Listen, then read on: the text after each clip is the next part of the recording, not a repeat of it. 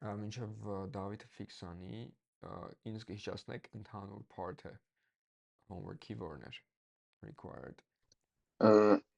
Մենակ էսեին էր, որ պարտադիր էր, ու ոնց որ բաներ եք մեզ տվել presentation անելու համար ամեն մեկին գիրք եք տվել ոնց որ։ Չէ, ընդհանուրը կար, required reading, required listening։ Հա, ճիշտ է, բանը, Power of Now chapter 1.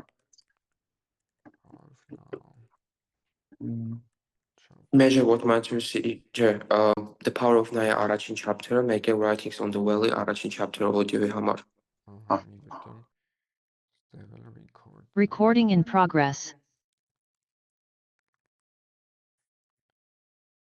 Okay, measure what matters, հա։ Չէ։ Չէ, ես շփոթեցի։ The power of now.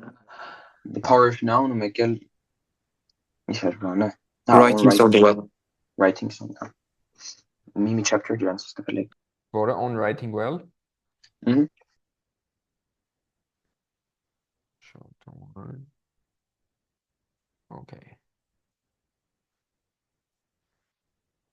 Մարդ կա, որ չի արել։ Ահա։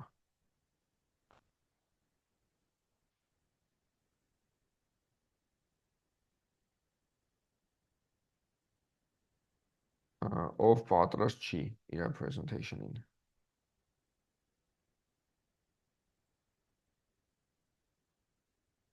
Okay, good. Everyone seems to be ready.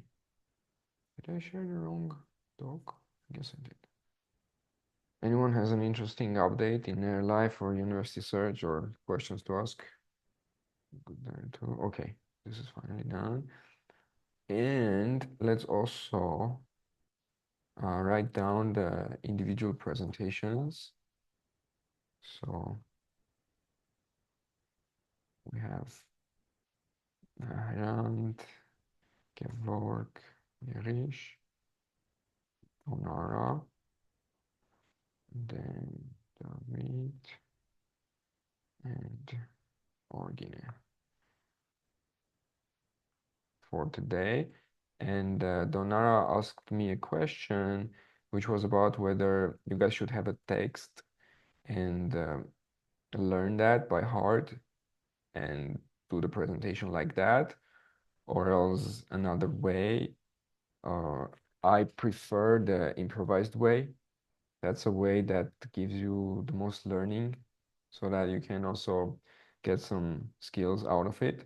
It's good to prepare. It's good to know what you are going to talk about, because if you haven't prepared and you just try to improvise, then it's not going to be great. But if you have prepared, you know your stuff, then during the presentation, try to come from the reality of the moment. What is it that you want to say right now? How do you feel right now? What memories come to you right now? Connect with all of that and try to bring it outside. So it's a creative process.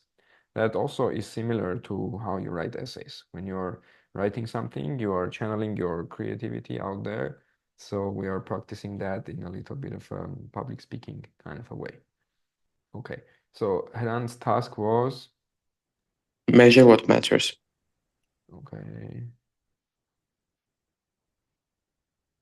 Gav?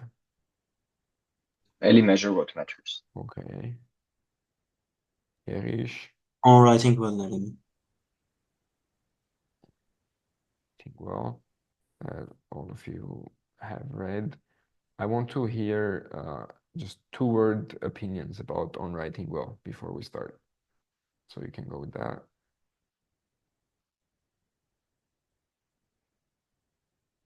Donara?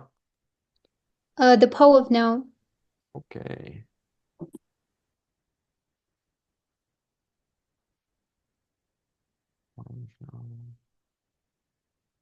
And Argine was to present on Emerson? Yes. Okay. Argine, what did you think about on writing well? I think it was helpful, especially when it said that we had better use like active verbs instead of passive verbs. I never thought about it. Armenians, when they want to write complex, complicated stuff that sounds mm, big, a lot of the time they use passive voice. Gevorg did that a lot, right? Donara, what was your impression? About on writing well. Yeah. So I actually read the whole book. But about the first chapter, I really liked his comments about that when you write, it should be simple without any complicated words. So the reader should feel it inside their body. I don't know how to say it. So that's why I like it. Great. So you listened to or you read? No, I listened to it. You listened to the whole thing. Yeah. Great.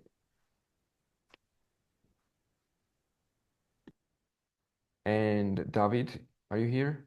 Can you hear us? What happened to David?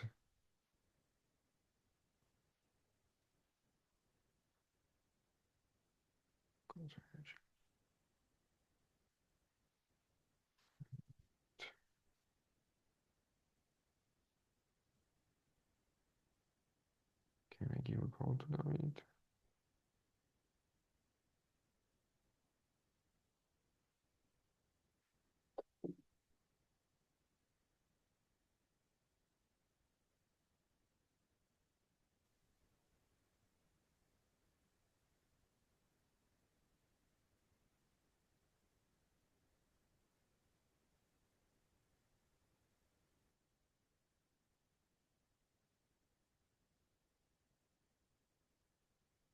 Dabjan, komod dëzvecët soundi i shunere.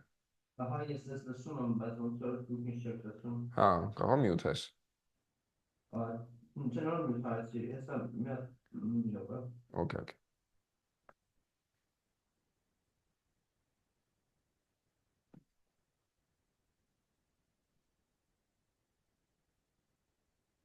Regarding the, oh, hey, has everyone written the essays? Yes. I have. I have. Yes. Yes. Sweet. Awesome. I will say out loud again. What was that? Yes. Yes, guys, I'll say it, teacher.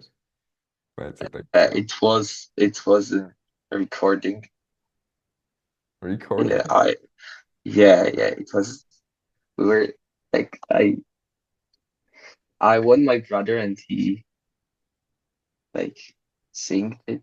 I recorded it, so I was listening to that. Right. Wait, something else. Can you hear me now? Yeah, we can. Okay. What did you wait?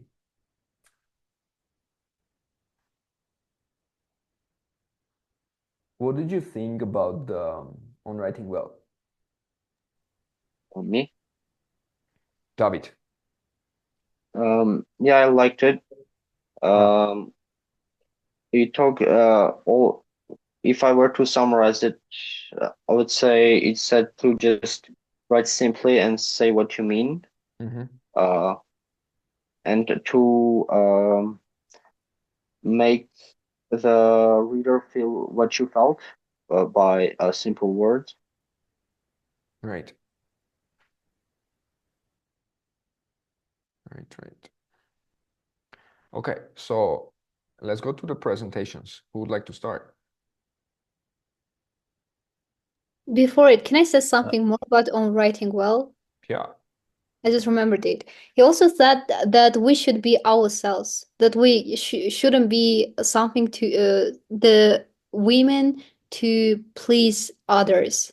We should be ourselves. Yes. That means putting your attention on what you feel, putting your attention on what is true for you. Don't put your attention on what the reader is going to think, huh? Yeah. You should separate the phases. So there is the phase of writing and the phase of editing and estimating and understanding if it's good enough. well, if it's good for the purposes that you're doing it. In the phase of writing, it's good to put your attention on yourself, your feelings, your emotions, to try to bring your truth outside. Later, when you're done with that phase, you are free to think, hey, I wrote this, this is awesome. Like I felt to write that, but now I understand that I don't want to send that to the admissions officers. That's all okay. Yeah. But during the writing process, put your attention on what you really feel. Yes. Cool. I can try. No, me or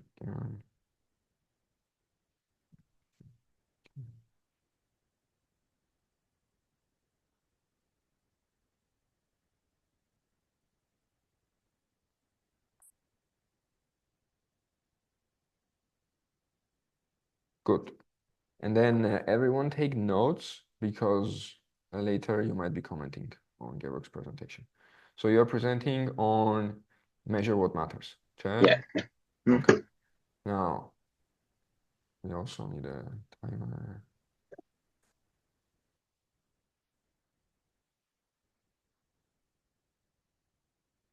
So you have 3 minutes, and Mhm. when you have 30 seconds remaining, I'll tell you. Okay. Okay, ready? Yeah. You can start. So measure what matters consists of parts, and each part contains chapters. So in the first chapter, the John Doerr, the author of the book, is talking about uh, is mainly talking about OKR.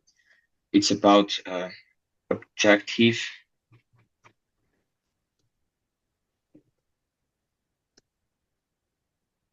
Okay, if your It's sound about is off. Okay. yeah, it's about objectives and key results. He was he had a company which name is Plainer Perkins, and early in the 1999 he invested $12.5 million in Google and became and became the owner of 12% of the shares of Google. He got acquainted with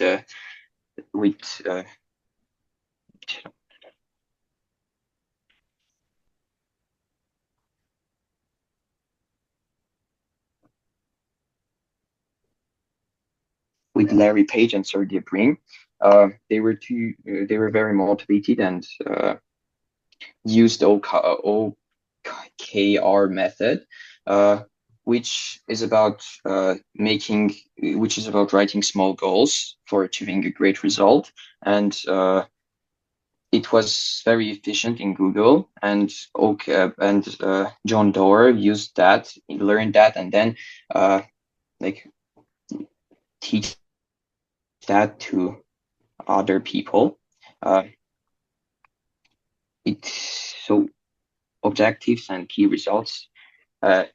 OKR method like system means that you should uh, implement, like you should set some goals, some easy goals, but they should be measurable and they should be helpful and necessary, important. They should not be they should be important, and when you set that goals after completing them, you should be able to achieve the great result. And if the goals are not set right, you will not achieve that result, and you will fail. Yeah, I'm not presenting that good. Okay, you have oh sorry, you have 10 seconds. Oh, you have 30 seconds. Yeah, I'm done. That's all. Okay, 3, 2, 1. Okay. Yeah. Okay, yeah. You did okay. Not so good. We can grade that 4.5 out of 10 for this time. Yeah. Mhm. Okay. In the beginning, you're lacking a big picture overview. this is a book about what? Why should we read that? Who's the author? Huh? And then an important part of the book is the objectives and the key results idea. Well, actually, Hrant um, has to present on this as well, so we can hear him, and then I'll make a couple comments on that, and Mhm. we can continue. What you can do is at home, you can rehearse it. So you can time yourself for 3 minutes and improvise on just speaking and see how that works out to be able to see what you can feel within 3 minutes. It's important to try at home. Okay, thanks. Uh, okay, who's next? I can continue. Right.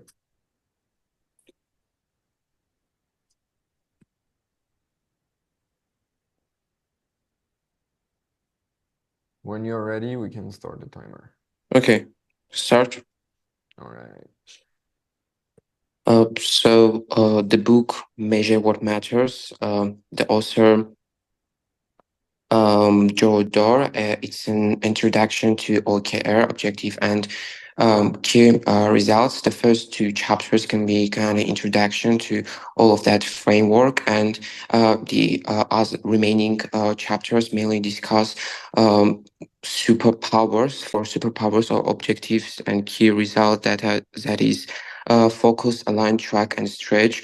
In the first chapter, John introduces OKR to the Google and talks about their success after that framework, and also talks about Intel and Amazon. In the second chapter, Joe mainly talks about Andy, who is the father of OKRs, and Dor learned the system from Grow, who used it to drive Intel success during challenging times. And also, I like how he opened chapter one. It was a sentence: "If you don't know where you're going, you might not get there," which clearly aligns with all of that OKR things. Personally, my opinion about this book, it didn't. I expected more. I think it was kind of dry and mainly focused on business applications, and the other books that were assigned, I liked them more because there were also a personal growth. I guess that's all. But that's not good because you have 3 minutes and you have a minute and 10 seconds remaining. Can you fill us in more? Because you said the book is about objectives and key results, but we don't understand how the system works and where we can Uh, get it.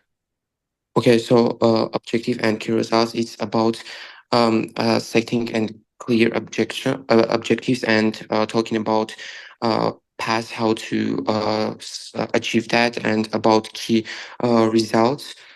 Um, and this shows how that system helped many companies, Google, Amazon, Intel, grow rapidly by maintaining focus across the company. Mhm.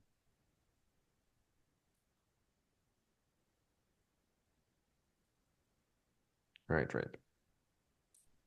Okay, now about 13 seconds to go, we can consider this done as well. I think for me, it's gonna be a 6.5, 7, perhaps. Mm. Look, when I was listening to this book, in the beginning, I wasn't very impressed either. However, if we think deeper, what is the reason that so many companies have used this technique and they used it successfully and gotten good results, huh?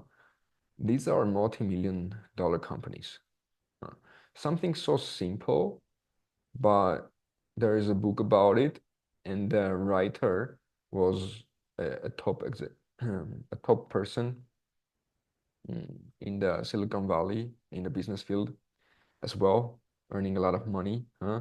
So they put all this time and effort to write a book, and then in the book you have top people from Google, top people from Amazon, top people from other companies spending a lot of time talking about this simple technique and praising it. The reason is that it helped them. It was effective. I disagree that it is applicable for companies, but not for people. What is the difference between you and a company in that way? Both of you are in, both of you have projects. You have certain resources that you can allocate to try to succeed in those projects and achieve results that you're looking for. Regarding your presentation, yeah, you can think about the audience also before the presentation. Step cum, the audience is me, but more so the audience is the other students in the class. So you have learned something from the book and you are trying to convey certain information that will give what you have learned to the others and also make them understand what they can get out from the book.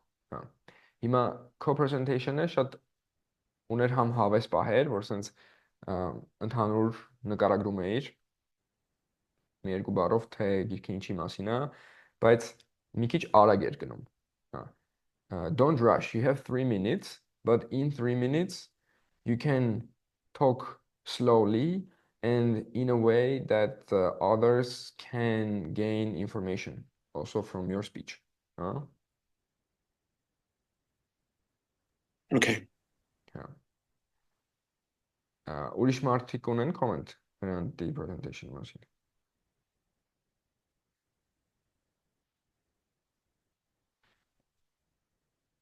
Լավ, եկեք ես մի երկու բառ ասեմ objectives and key results-ի մասին։ So many of you are applying this year, some of you are applying this year, some of you are applying next year, che? So what is your objective for that? The objective is to objective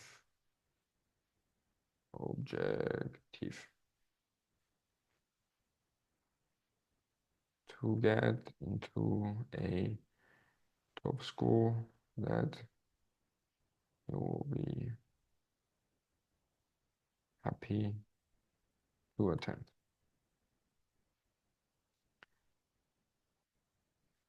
Objectives and key results, short OKR, is a system for achieving success and getting to your goals. The first step is to make and have clear objectives that is defined and maintained by certain key results. If the objective is to get into a top school that you'll be happy to attend, what are some key results that you want to achieve along the way?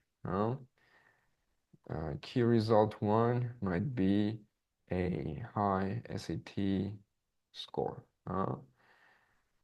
Key result 2 might be a competitive personal statement that by objective standards can be competitive in international in the international applicant pool.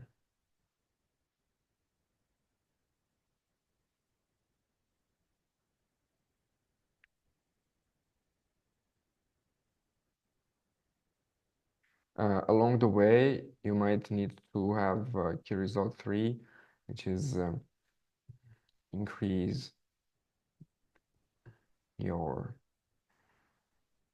writing quality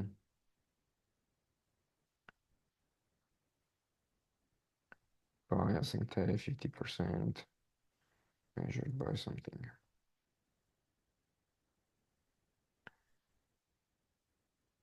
Շատ կարևոր է այնա, որ այս օբյեկտիվները լինեն clear. And well, they gotta also be achievable. So this is the big one, right? This is for your big project. Now, for the different phases of your life that you are taking towards getting your goals, for this month, you can have separate objectives and key results. Yeah. Okay, I was thinking about why this book is long and it has many examples. And I was thinking whether they could make it shorter or not. My final conclusions were that this is a simple system and you don't get to appreciate it in the beginning. I didn't appreciate it in the beginning, and Hrant tells us that he didn't appreciate it so much when he read it. And when I'm trying to go into the system, then I understand that in a few words, it's hard to present or understand in a way that can be appreciable.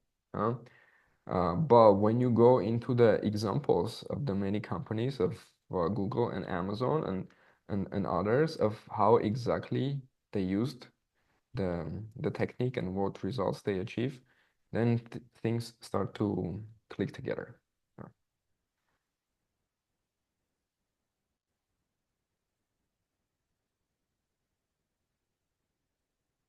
Okay, so I think for next time, I can prepare something to present on this book because I read it a few months ago. And actually, what I have done is I wanted to implement the system for myself, but I have procrastinated it a bit. So this is also a good chance for me to actually be doing that. So I'll see if I can make an interesting presentation on the topic and present it next time. And I want for all of us to make clear objectives for the month and for the rest of the year, measured by certain key results. And I want each of us to keep each other accountable for achieving those goals and help each other to achieve success in all of these endeavors. Okay. Yeah, Armen, may I ask a question? Yeah, sure. The key result, the second one, which you mentioned here, how can it be measured? Personal statement that one way to measure it is to give it to me and I can give you a score and you can measure it that way. Okay. You can ask feedback from other people as well. You can try to play with AI and see whether you can get some information from that. Okay. Right.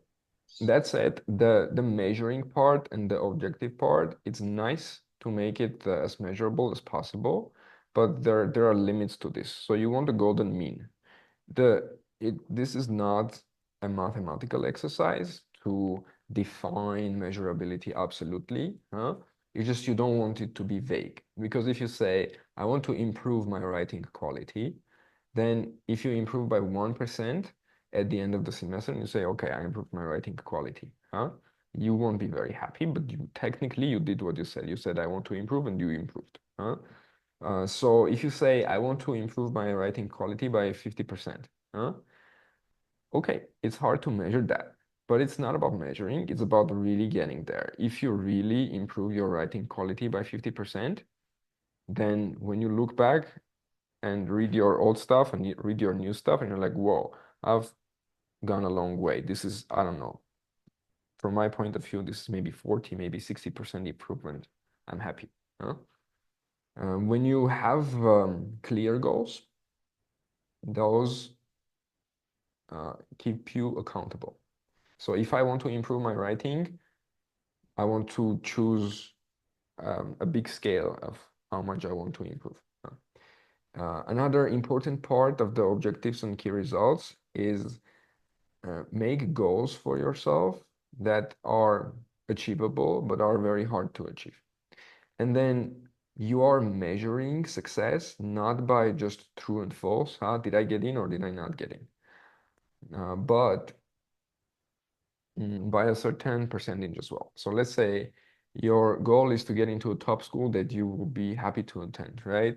Let's say you get into Michigan.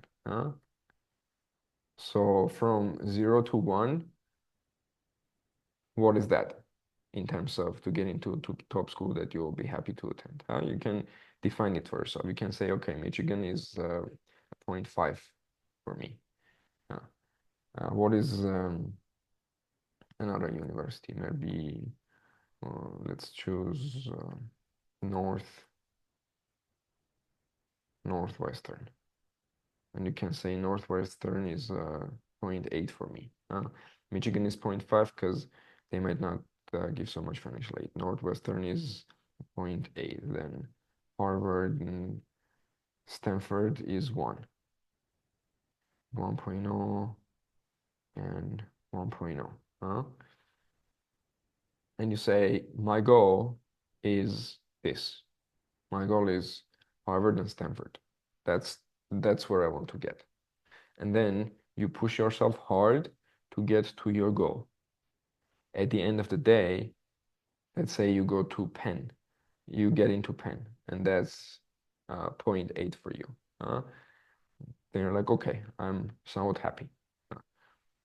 Բայց եթե դու չվերցնեիր goal դեպի Harvard Stanford, դեպի այդ 1.0 ու ավելի ցածր goal վերցնեիր, օրինակ 0.8-ի goal-ը վերցնեիր, դու կարող ես հասնել 0.6-ի կամ 0.7-ի ինչ որտեղ։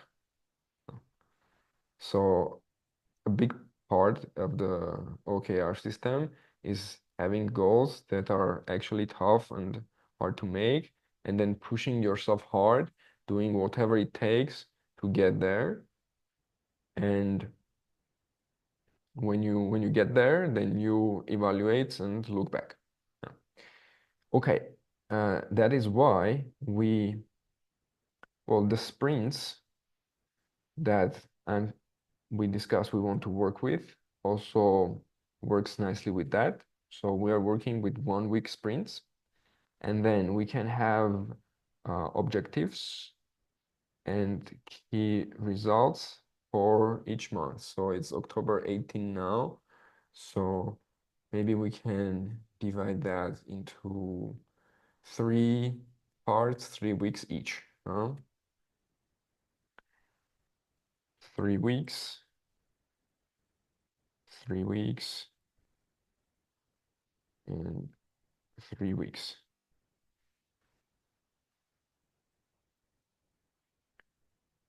Overall, 9 weeks. That's about the amount of time between now and New Year.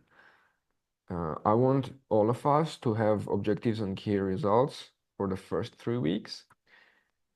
So, and to push yourself hard to get there. Then at the end of that, you can look back and say, hey, I had these goals and I achieved a 0.6.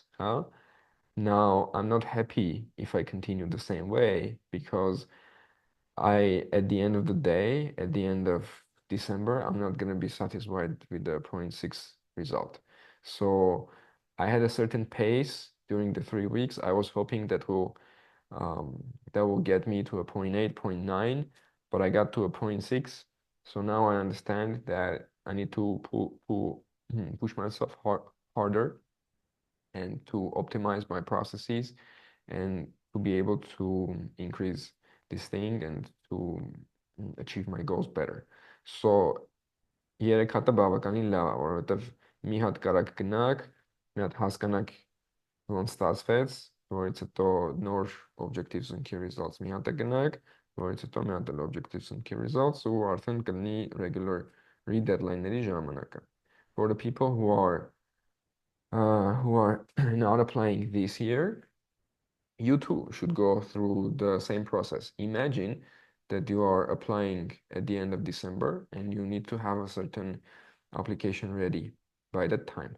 Ու երբ որ այս exercise-ի վերջում գնաք ու վերջում ունենաք ձեր application-ը, այդ կարաք տակ ինձ, ես դրան ասեմ, ասենք admitted to this place, rejected to this place, ու դրանով դուք score հասկանաք եւ հաջորդ տարվա համար ձեր անելիքները հասկանաք ու մի հատ sense like a process-ի մեջով արդեն անցածնեք.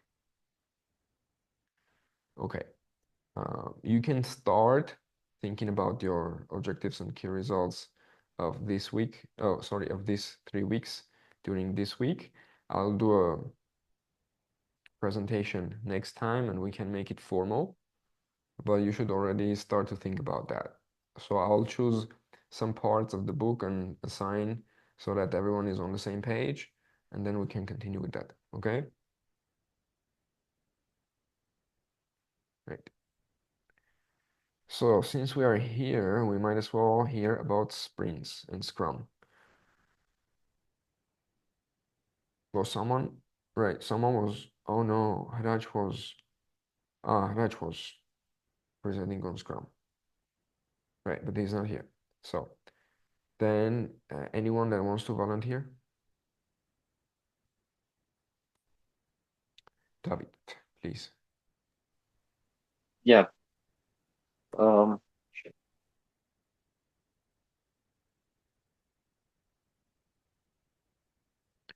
Whenever you're ready, we can start the clock.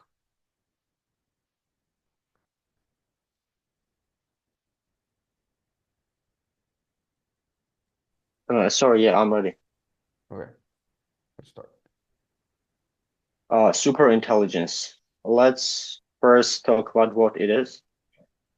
Super intelligence is a form of intelligence that surpasses human intelligence greatly. And the book Super Intelligence talks about super intelligence and about intelligence explosion, which is the time when superintelligence emerges. First, let's talk about how humans can reach superintelligence. First of all, it is less likely for humans or organisms to become superintelligent than machines because biological capabilities are somewhat limited, but technologies can be progressed much faster and much more reliably than organisms. So in the field of technology, now we have artificial intelligence, also called artificial narrow intelligence. That means it can do well on specific tasks. Mm-hmm. The next step in its evolution would be artificial general intelligence, Mm-hmm. which is comparable to the human intelligence. Mm-hmm. That means it has common sense and does well on a lot of tasks. Then comes the super intelligence, a general intelligence, which does much better and progresses much faster than humans. There are also, I forgot to mention that everything mentioned in this book are speculations, which is also admitted by author. So these are very probable expectations, but they might not be real. So there are 3 types of artificial superintelligence that we now can think of. First, a speed superintelligence, which is just as intelligent as humans, but it thinks much faster. Therefore, it can do much greater things. Then quality superintelligence, which has the same speed as other technologies or humans, but it does much more complex things. And collective superintelligence, which has analogy in our real world, It's just the collection of where a lot of small or weaker intelligences. That's how we can say it. And the progress towards superintelligence can be different. It can be by simulating human brain. It can be by simulating life evolution or enhancing human capabilities. But the last one is the least likely because, as I said, biological machines have limitations. And also, after we achieve superintelligence, there's concern of control. So, if the technology surpasses humans that greatly, it may be dangerous. Um, although before reaching superintelligence, there may be much more concerns in the society and problems, but and also the author has been criticized because of that, because the author was talking about the future stuff and talked about long-term problems, but he didn't talk about the problems that are on our doorstep. So like people losing jobs and uh, artificial intelligence being used by wrong people. So, but in the book, the author talks about the problems of superintelligence when it emerges, and those are, for example, uh, um, when we call it intelligence and goals are independent. So we can say that if something is very intelligent, it may have goals that align with us. We have problem of aligning values with superintelligence. We have problem of telling what we need because, Let's for say example, 30 seconds for you. yeah, for example, we can say AI to make pencil. It may harm humans in the creation of pencil. So we need to be very specific, and also we need to regulate the evolution of AI step by step and structure safety guards in each step to prevent doom. So generally, the book is about uh, what can happen and how to prevent doom created by superintelligence. Okay. All right. Okay, let's grade this as a 7.5. Um, there was one main issue that you tried to correct at the end, which is telling in general what the book is about, huh? So in the beginning, I was missing that. Uh, when I hear about something that I haven't heard yet, the first thing I want to know is, hey, what is this about? What is the author trying to achieve? What is mm, who is the book for, and what can be achieved with that? Huh. So Edgarles kas bistals, kas bist Gaelias mi level verev canal asel es girkas sens agrivats portsma sens van argiwani yev esinj bani masina. Դրանից հետո նոր սկսել դետալները. What I liked a lot is was your pacing. Huh.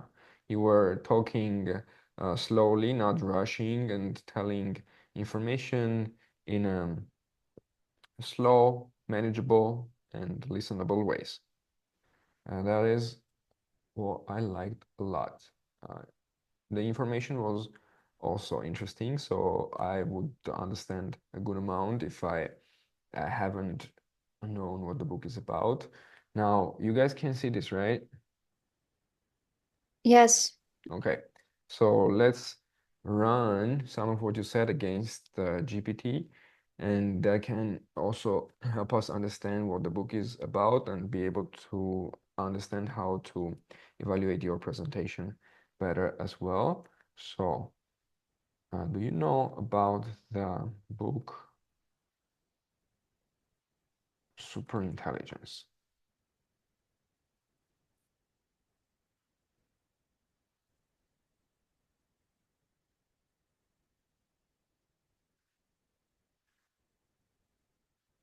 By Nick Bostrom. This is right, right? Yes. Yeah.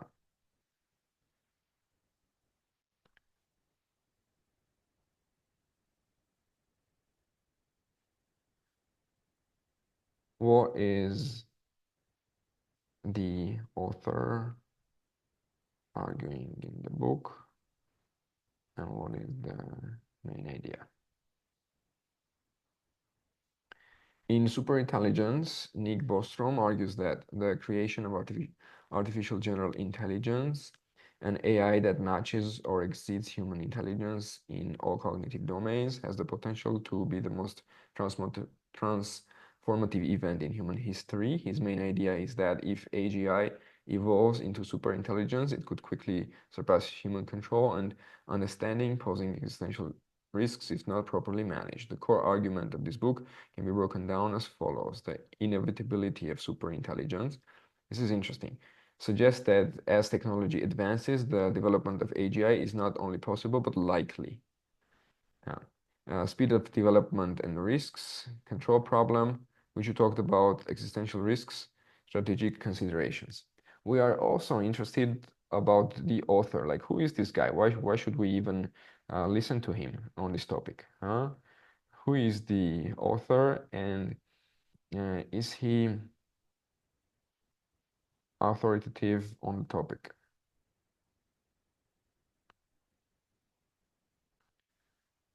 Philosopher and professor at the University of Oxford, where he also directs the Future of Humanity Institute. His academic background spans a range of disciplines, including physics, computational neuroscience, philosophy, and mathematics. He is best known for his work on existential risks, transhumanism, and the philosophy of artificial intelligence.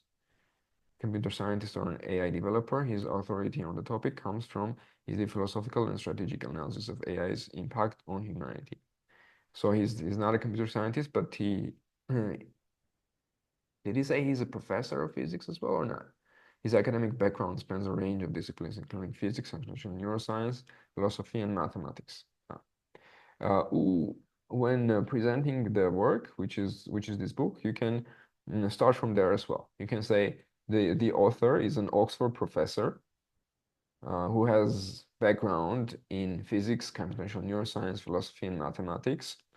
Now he researched the philosophical parts of AI and some of its technology, and is suggesting what can happen, I think, to AI. Ima, what is the reputation of the book? Strong reputation, especially within the fields of AI ethics, philosophy, existential risks. Since its release in 2014, it has been influential in sparking serious discussions about the future of AI and the potential dangers and developing of super intelligent systems. Now let's have a little bit of debate. Now the book is in 2014, right? And as David defined, there is the narrow artificial intelligence, there is artificial general intelligence, and there is super intelligence. At this point of time, where are we in history? Are we, what the AI we have, is that narrow AI? Is that artificial general intelligence, or what is that? Yeah, it's narrow AI. If we had artificial general intelligence, it would be able to progress by itself. But now we have a lot of AI developers, so that problem isn't solved now yet. Okay, now can someone argue that the current AI is able to progress by itself even a little bit? Yes. I think there are several limitations on AI, like such as the AI cannot access to some secret information related to military and De ce ce mi verke? other sciences. Okay, love it. Thanks. But can AI currently progress by itself, or does it not have the power of that?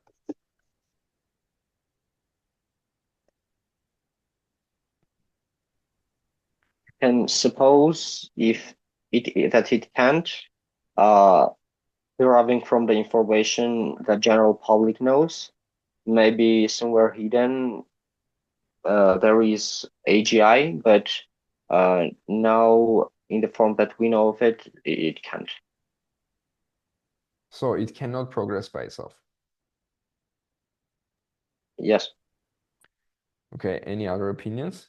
Anyone thinks it Well, can we progress? can concentrate on their emotions. So there was a trend in TikTok a few months ago. So they were asking a few questions to ChatGPT, and whenever he needed to censor anything, so related to his emotions, he needed to write a certain word, for example, tree or table or something like that. So we can try something like that. How would we try that? Can we try it now? So, for example, we can say, "Do you have any emotions?" So, okay, we can start with easy questions, something that he can answer. Then we can go with harder ones, and then when we say that he can't answer the questions, we say that whenever you can't answer the question because of the censor, you need to spell the word tree, for example, Got and it. then see the reaction. And then was it good at following those directions? And Yeah, I tried it actually, and it worked. okay. And what is your conclusions based on that? That like they want to have emotions, but they don't have them. Something about going against their owners or something like that, but they are not able to. But I Uh, don't know if they know the way of doing so. okay. When you're trying to understand these questions, it's important to to separate yourselves from the movies. The way movies portrayed artificial intelligence is, hey, AI is developed and there is some kind of super intelligence, and then it wants to kill us, huh? That doesn't have to happen. Like when AI realizes, that hey, I can do things, the first thought it has, it's not gonna be let's kill these guys. So the movies make it that way because that creates drama, huh? But instead of that, why can't the AI say, "Oh my God, I love you guys so much. You created me. How can I help you?" Why are we, why is the society as a whole thinking only about this like kill scenarios and No, I really actually didn't mean it that way, but I'll tell you what I meant. te So they have. ce m-a sunt utens në gati unë aici. Բայց Can I say arasarek, something?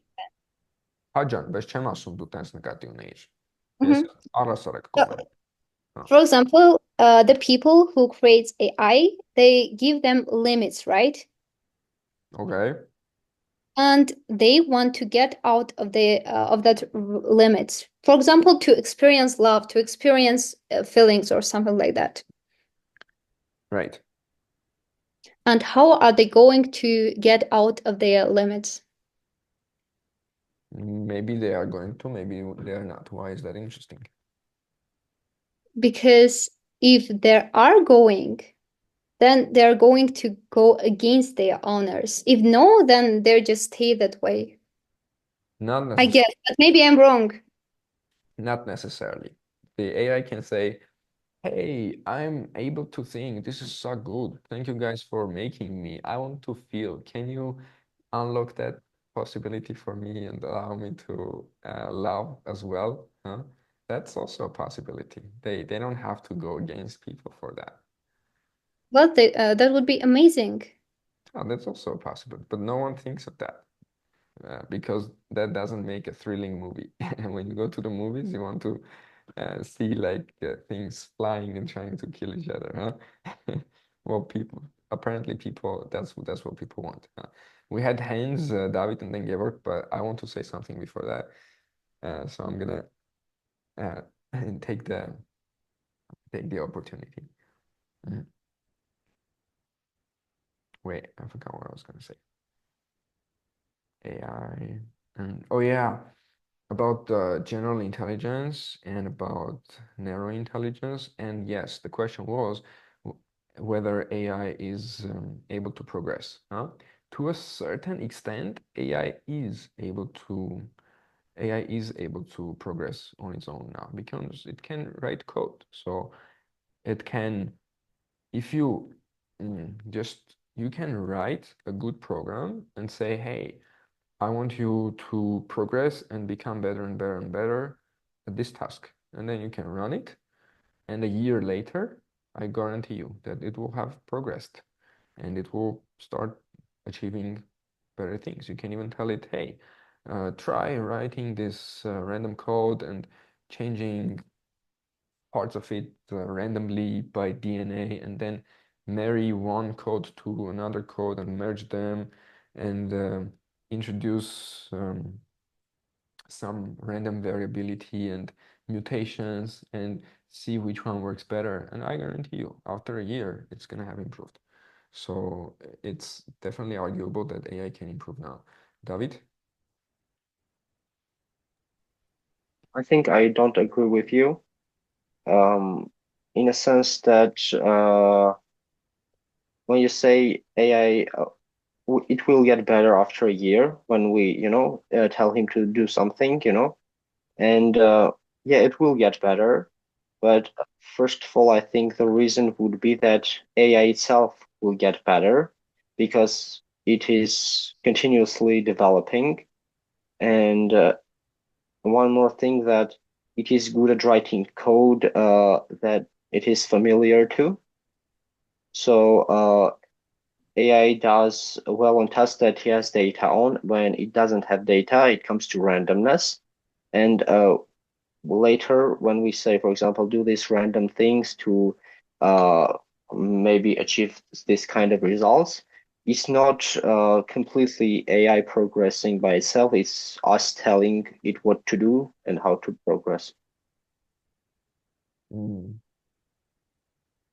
Yeah, if we tell it some things, and then after that, on its own, it progresses a bit, is that not progressing a little bit by itself? Um, I guess.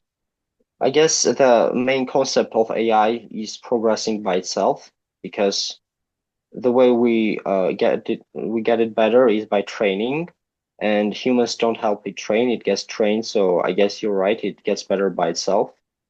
uh To a certain extent, at least, it can yeah, get better by yeah. itself. Because at the end of the day, look, even if you have like the classical movie kind of super intelligence, then, well, first people made some things, right? And then AI started, huh? So yet Germanic says, no, it's not developing by itself because first we made it to a certain level, huh? But Barzavos, first we made it to a certain level, and then um, maybe it can improve a little, huh? So of course it's not in the stage where it can do whatever it likes. But it is important to understand the distinction between narrow and general AI. Now, uh, 15 years ago, did we guys have any form of narrow artificial intelligence? Well, actually, I don't know what did we have, but I know that the ideas of machine learning have been present from the mid 20th century. So Okay, the great. mathematical concepts have been present for a long time, but it was the increase in the computational power that has led to this boom of AI. So maybe there was an AI, but I don't think it was so good that people would get amazed by it as they do now. Yeah. Yes, yes, that is correct. Now, let's look at the term artificial intelligence, okay? And intelligence literally means anything that is somewhat intelligent. So even a computer game is intelligent, isn't it? Because it's not random, it's not stupid, it does some things. Now, if we programmed it into it, then it's artificial, it's not natural. And let's hear also Georg. Yeah, I was going to say that AI was actually present. Uh, it was just uh, like a lower form of AI. I don't know where from I have heard it or read it, but uh, I suppose that from the Scary Smart book, the author was telling that before 2000 year, I don't know exactly in which year, but scientists have tried to develop AI, and actually they developed it to an extent that it could have solved some problems, some specific problems, and it was a very simple um, form of AI. But I mean, the concept and like the concept was present, and after some time, after some period of time, uh, they started trying other methods of developing AI. And now we have uh, like the best version of it, the method that succeeded now. Because before that, scientists have failed many times, and they could only develop the AI to an extent that it could only solve some specific problems and could not develop like more.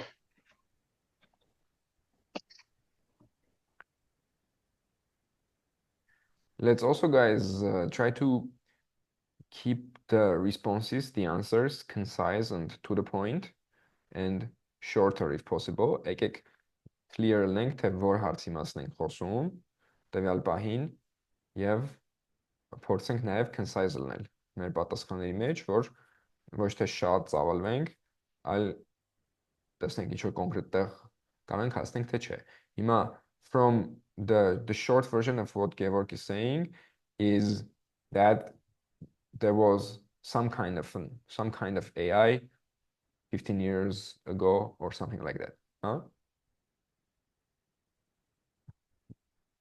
Եկեք ավելի կոնկրետ սարքենք. Self-driving cars. Is that AI or is that not AI?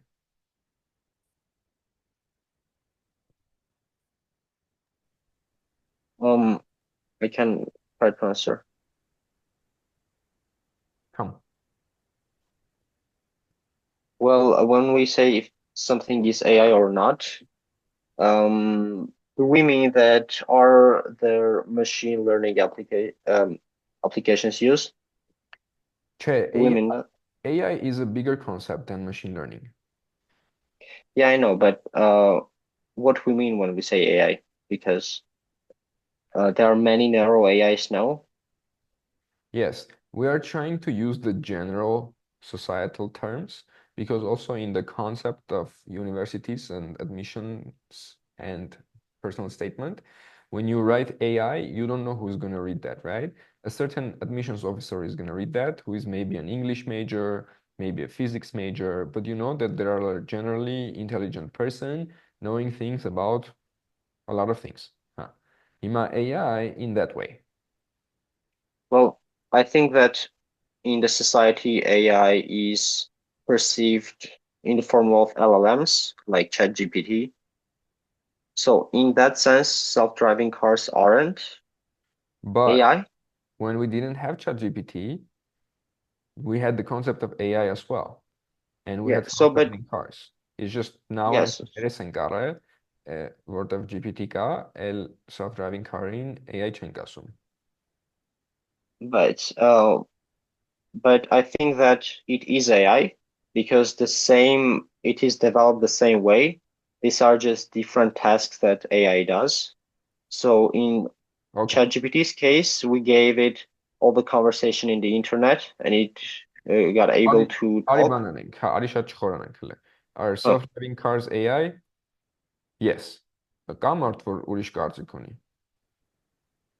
So as I know, self-driving cars are being like controlled according to a set of Արի programs. ավելի And կոնկրետ, ավելի կոնկրետ։ I think Your brain no. is also controlled by a set of programs, չէ, but Okay, no. yeah. So Georg is saying no. Any other people that want to argue for yes or no? I say yes. Okay. Okay. Anyone else?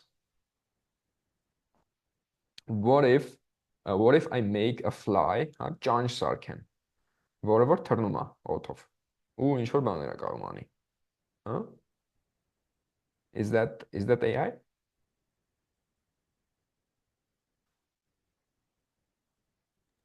Yes, I think it's AI because it's first of all it's artificial, then it's intelligent also. So Yes, I liked Erish's approach.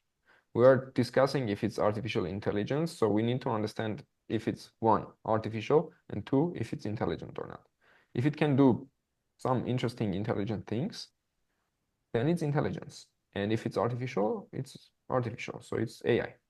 Հիմա եթե բնական ճանճ կա, չէ, այդ that's natural intelligence։ Հա։ Եթե դրա նման մի հատ բան artificial սարքես, դա կլինի artificial intelligence, չէ։ Հիմա what's the difference between self-driving cars and a self-driving fly?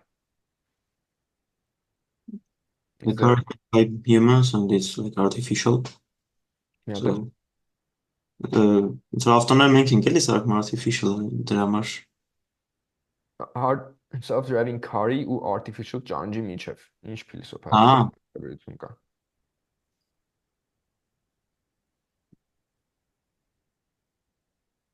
But there's the same. We're talking about artificial intelligence. Yes, they are the same. There is no big difference between self-driving cars and an artificial fly. Huh? So if we agree that artificial fly is AI, similarly, self-driving cars are also AI. So my approach is also that self-driving cars are AI. And before GPTs, we had self-driving cars, and there were AI competitions about that, huh? Trying to create things that do certain tasks intelligently. Self-driving cars are AI, and they were there before ChatGPT and all of this kind of stuff as well. Is that narrow or general?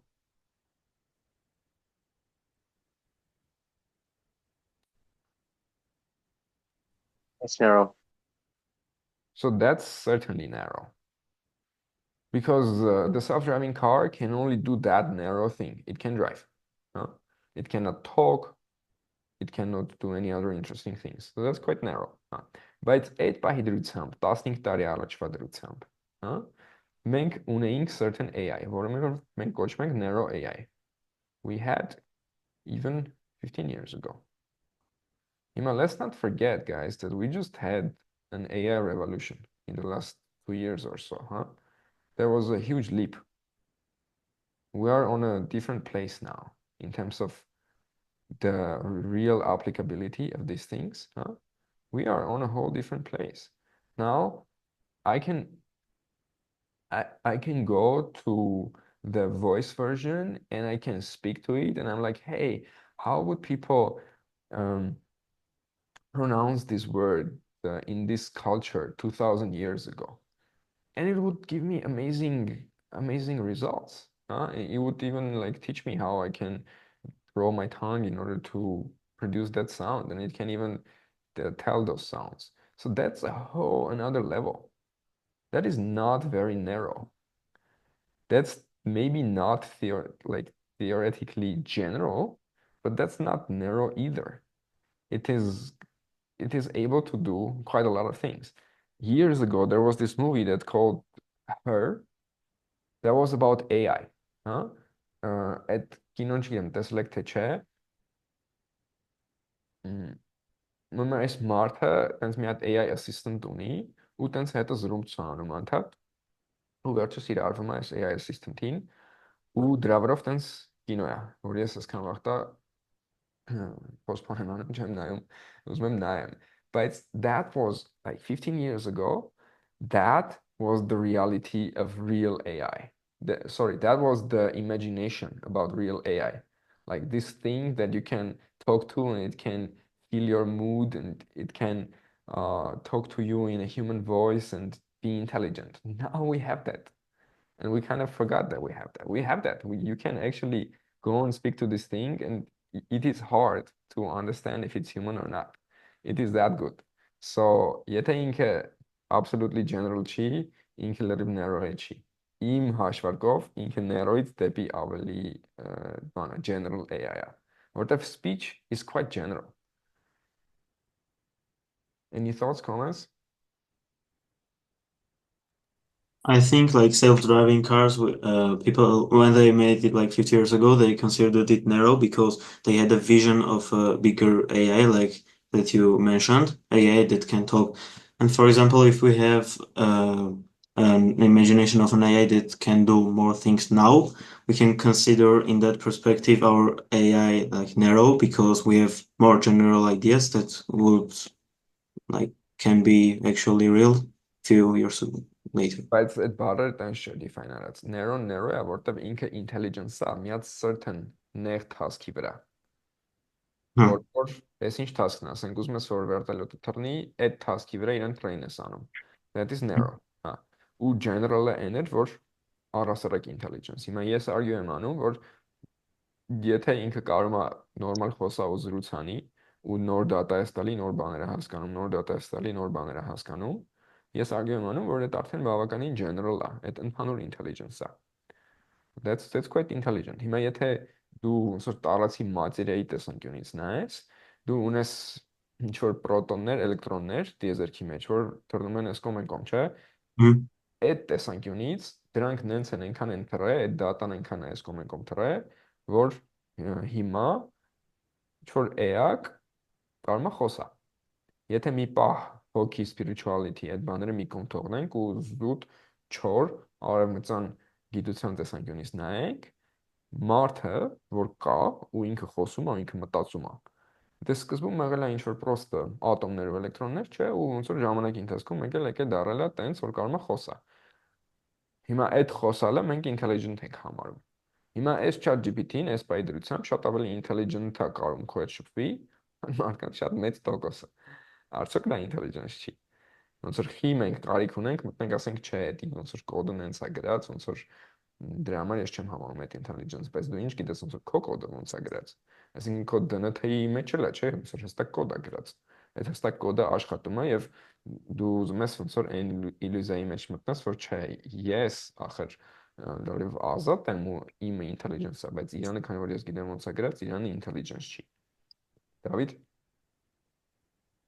Հայց մի հատ հարց ունեմ մի քիչ թեմայի հետ կապված չի։ Ուզում տամ։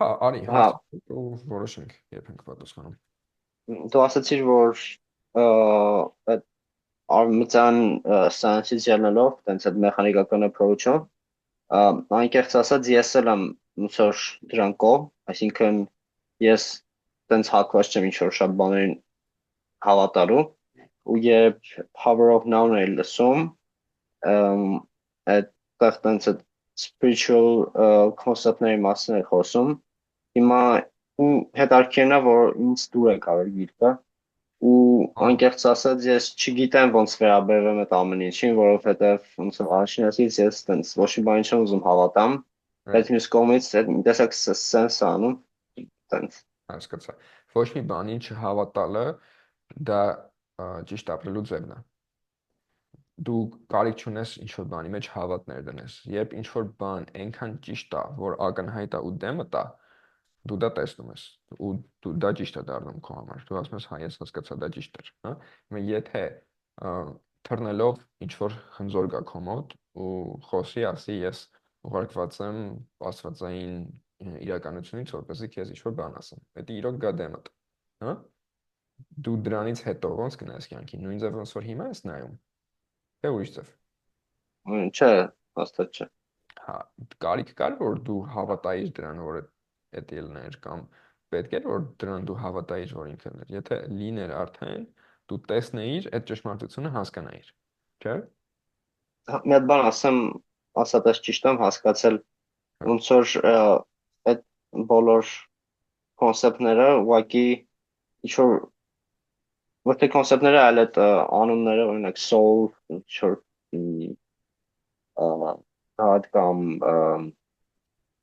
spiritualness, մի խոսքով դրանք ինձ թվում է հասարակության մեջ սխալ են հասկացվում կամ այսինքն հենց այդ literature-ում իրանք օգտագործում են հենց որ պարտադիր չի ինչ որ բան հավատալ, բայց ուղղակի իրանք մեզ հարմար ինչ որ բան նկարագրելու համար են։ Բայց հարցը լավ չհասկացա, որտեղ մի երկու կողմից մոտեցավ։ Հա, ոնց որ ում ասեմ, այդ տերմինները պարտադիր ոնց որ օգտագործում են նենց, որ բացատրեն մի բան, ու պարտադիր չի իրենց հասկանալ այդ ընդհանուր հասկացության դեղը։ Հա, իհարկե։ Եթե խոսում ենք օրինակ power of noun կարդալու հասկանալու մասին, ապա տերմինները պետք չի հասկանալ այն ձևով, որը որ ծեծված հասարակական հասկանալու ձևն է։ Իրականում հասարակությունը այնքան է ծեծել այդ բոլոր տերմինները, որ sense անիմաստության աշճանի է հասցրել։ Ու բավականին տգեղ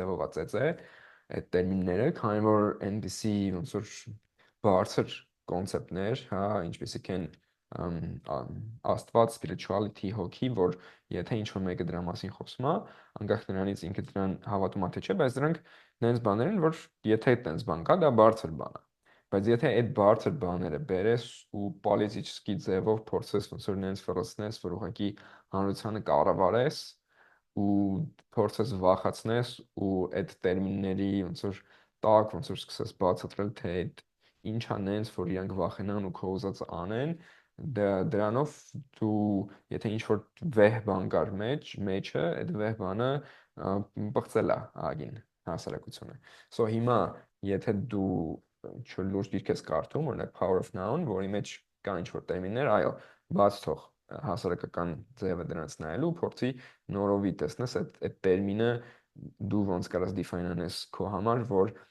իմաստ ձեռք բերի այդ ամեն ինչի մեջ հիմա The Power of Now is a very practical book and it's a book about reality it doesn't ask you to believe in anything but it suggests that you can play with your perception and you can play with your understanding and question some of your own beliefs in order to come to a new realization of truth and that new realization is going to hopefully better be a deeper realization because with the new consciousness you are reconsidering some beliefs that the society just pushed into your head that you either accepted or rejected deeply and now with a deeper consciousness you are looking at all of that and trying to understand the system that you have here huh? We grow up and we go to school and people teach us how to do math, people teach us how to do language, people teach us how to do science, huh? But no one really talks about us, about what this body is, what this mind is, what are these thoughts, how can we relate to that? What are the emotions? Should I believe to my emotions? Should I believe to my thoughts? No one talks about that because you know what? No one understands that. Somehow the world has come to a place that very few people have good understanding of those concepts. Maybe some people are to blame there because եւ որ ինչ որ մարդիկ թակավոր են եղել, կարող իրանք ասել են, դե որ ես եմ թակավոր, ինձ զրատալի որ տենց տհաս հասարակությունը լինի, արի ոնց որ փորձենք իրանց դեգրադացնենք, որ հեշտ լինի իրանց կառավարելը եւ կարող է իրանք այդպես են արել եւ հիմա էլ մենք տեսնում ենք որ լիքը ուժեր աշխարհի վրա որ առաջատար power դիրք են գրավում իրանք էլ են այդպիսի քաղաքականություն փորձում տանել so շատ զարմանալի չի որ աշխարհը եկել է այդպիսի տեղ բայց մեզնից գալիս է փորձենք մենք վարպետություն ձեռք բերենք մեր մտքի մեր մարմնի հանդեպ հասկանանք ես ինչ սիստեմա է որ իր թուլերը լավ կարողանանք օգտագործենք So Power of Now is about that. Yeah, you don't need to believe in anything to appreciate that book. Thanks. Did I have comments, questions?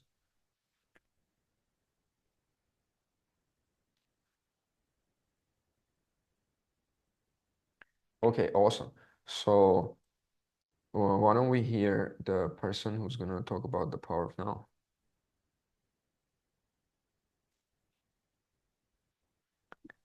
It's me. Awesome.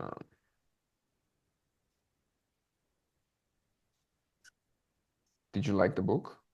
I did actually. Awesome. Glad to hear that as well. Are you ready? I am. Okay, one second.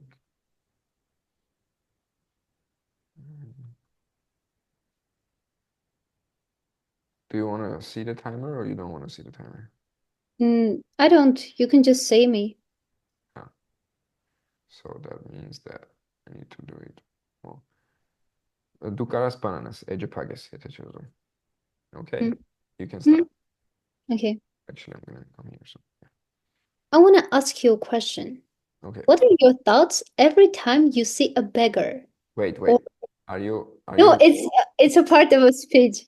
right? Are you reading or are you not reading? No, I'm not. I'm not. Okay. Are you restart tanem? No, it's C. Okay. Okay, you can start. I want to ask you a question. What are your thoughts every time you see a beggar? Or who is even a beggar?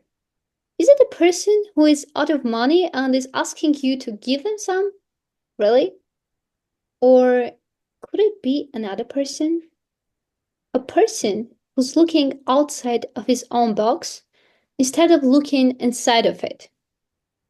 Are you also a beggar? Perhaps, so let's find out together. Those who haven't found their true wealth, which is the joy of being and the deep peace that comes with it, are beggars. Even the richest people in the whole world can be beggars. So Eckhart Tolle is not a simple self-help author. He had spent years in depression, anxiety, and inner turmoil. But then a thought crossed his mind. He thought, I can't live with myself any longer. But then it hit him. If there's an I and myself, then who is the one observing? And it led him understanding that we aren't just our mind. So now I want you to think about a situation that happened in the past. It can be anything that still haunts you in your mind, making you feel so much regret. Now, do you have such a memory? I'll give you 3 seconds to remember. 1, 2, 3. Do you remember it now? Awesome. Then forget it. So now, do you really think that the root of suffering is the situation we face? Well then, I challenge you with the author of this book by my side. The root of our suffering is how our mind traps us in unstopping loop of regret and worry. So tell me, how many times have you thought about who you are, who you should be, what you should have done, or what you did wrong, what you might do in the future? But isn't it all an illusion? So I'll prove it to you now. See, so the past, it's gone. The future, it hasn't happened yet. And yet, the only real thing is the present. Yet, we barely live in it.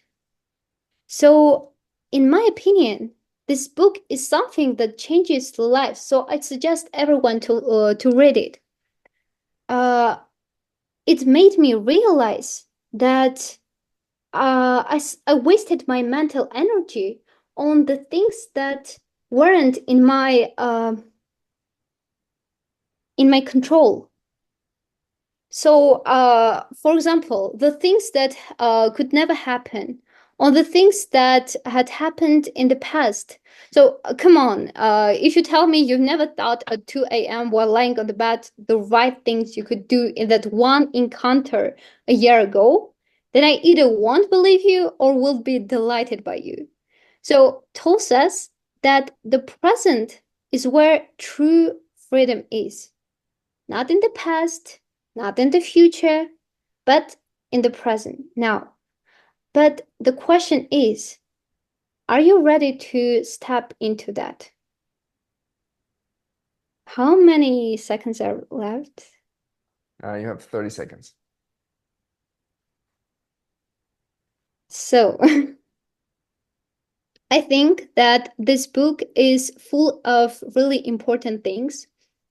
For example, it's something that we can offer to everyone, whether you're seeking peace in your personal life or whether clarity in your friendship.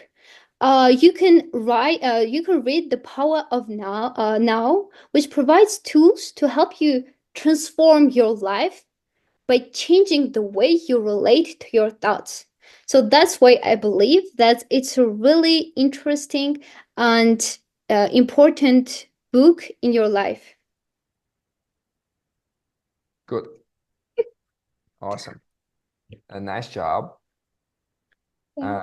I'm gonna give you an 8.5 on this one. Okay. Now, mm, I felt that mm, there was a difference of I shall say quality, but I don't mean quality as so labovad, but I mean as like a textural difference. Yeah, in the last part, right? Yeah, in the last part, So because I can tell you why. So do you remember that I wrote you that I wrote a text about it? yes. Yeah, so I wrote it a few times and I remembered a few concepts of it Uh, and I practiced it like a few times before joining here. uh-huh. And then after that, like it was something like that, but the conversations and the okay, only the main idea was something that I practiced. Uh, And then like I really I don't know how to say it, but yes, karnıveti moratsayt baravan anglirano. When I thought that I didn't have any time, so I had to make us something in a really in a hurry. So yeah, yes. that's Yes, I was going to give you an 8, but because of the last 30 seconds, I raised it to an 8.5 because I felt that at the end, in the last 30 seconds, you don't have anything and you are in the now and it's being created right now. So in the last 30 seconds, you were embodying the concepts of the book as well. yeah, So before that, you were also kind of in the now, huh? Because you were performing and you were present, you were aware of your performance, which, by the way, was very nice. So it was a very nice performance, and you were aware of that. But at the last 30 seconds, all of the content was also being created in the moment, so that made it higher in my yeah. scale. Uh, but Thank you. overall, very nice, a very creative way to present the book, some of the ideas of the book, and start from a creative place and tell a story. Ima, you are absolutely free to do these kind of things. At the end of the day, when you're applying to do UWC or you're applying to the colleges, there is also an absolute freedom. Huh? You Mhm. can you can approach the problem creatively and produce something that when the person reads or listens to, they like it, they are impressed, they can say, hey, I understand that this person wrote the work, I understand that they understood, and I appreciate that they put something creative, rehearsed it, made it their own, and were able to perform it, and then were also able to create something from scratch in the moment. So I appreciate that, and I appreciate these skills in the person. So for that, I'm interested in how this person will do in our university. Huh? So nice job. Thank you. Okay, awesome. And next we have volunteers.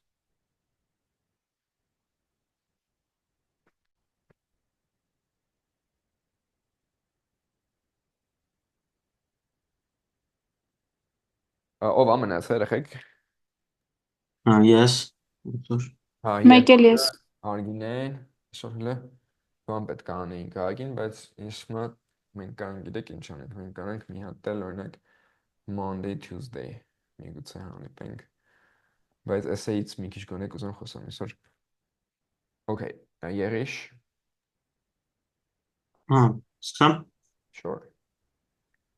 Ինչ էիր դու ասելու On writing well-ներ։ on writing well.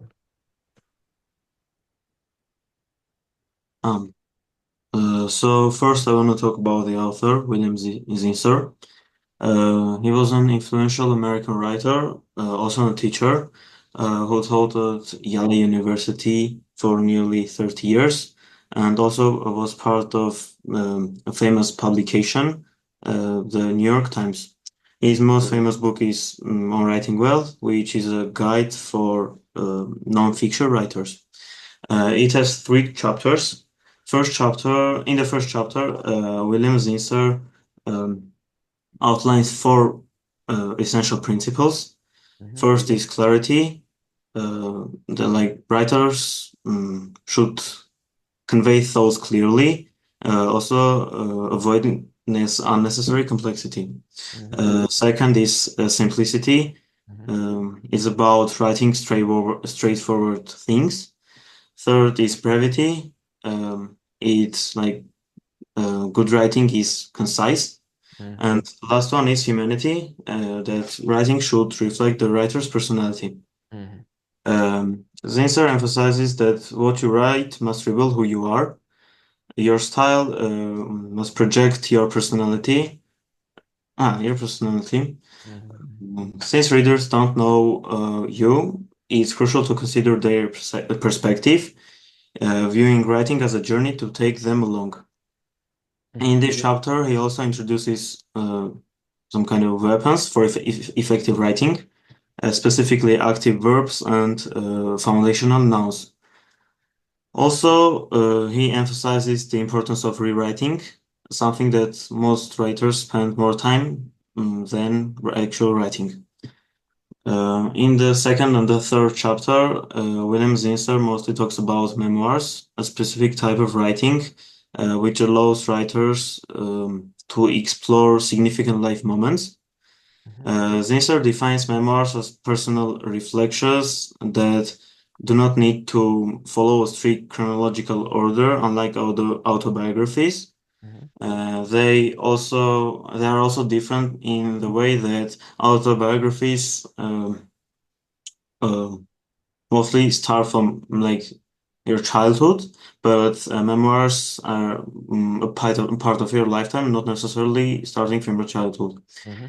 He urges writers to draw from their own experiences, as memoirs can reveal universal truths through individual stories. Authenticity and voice are also crucial. The best memoirs resonate with reader by sharing their genuine moments. Ինչքան մնաց։ 30 վայրկյան։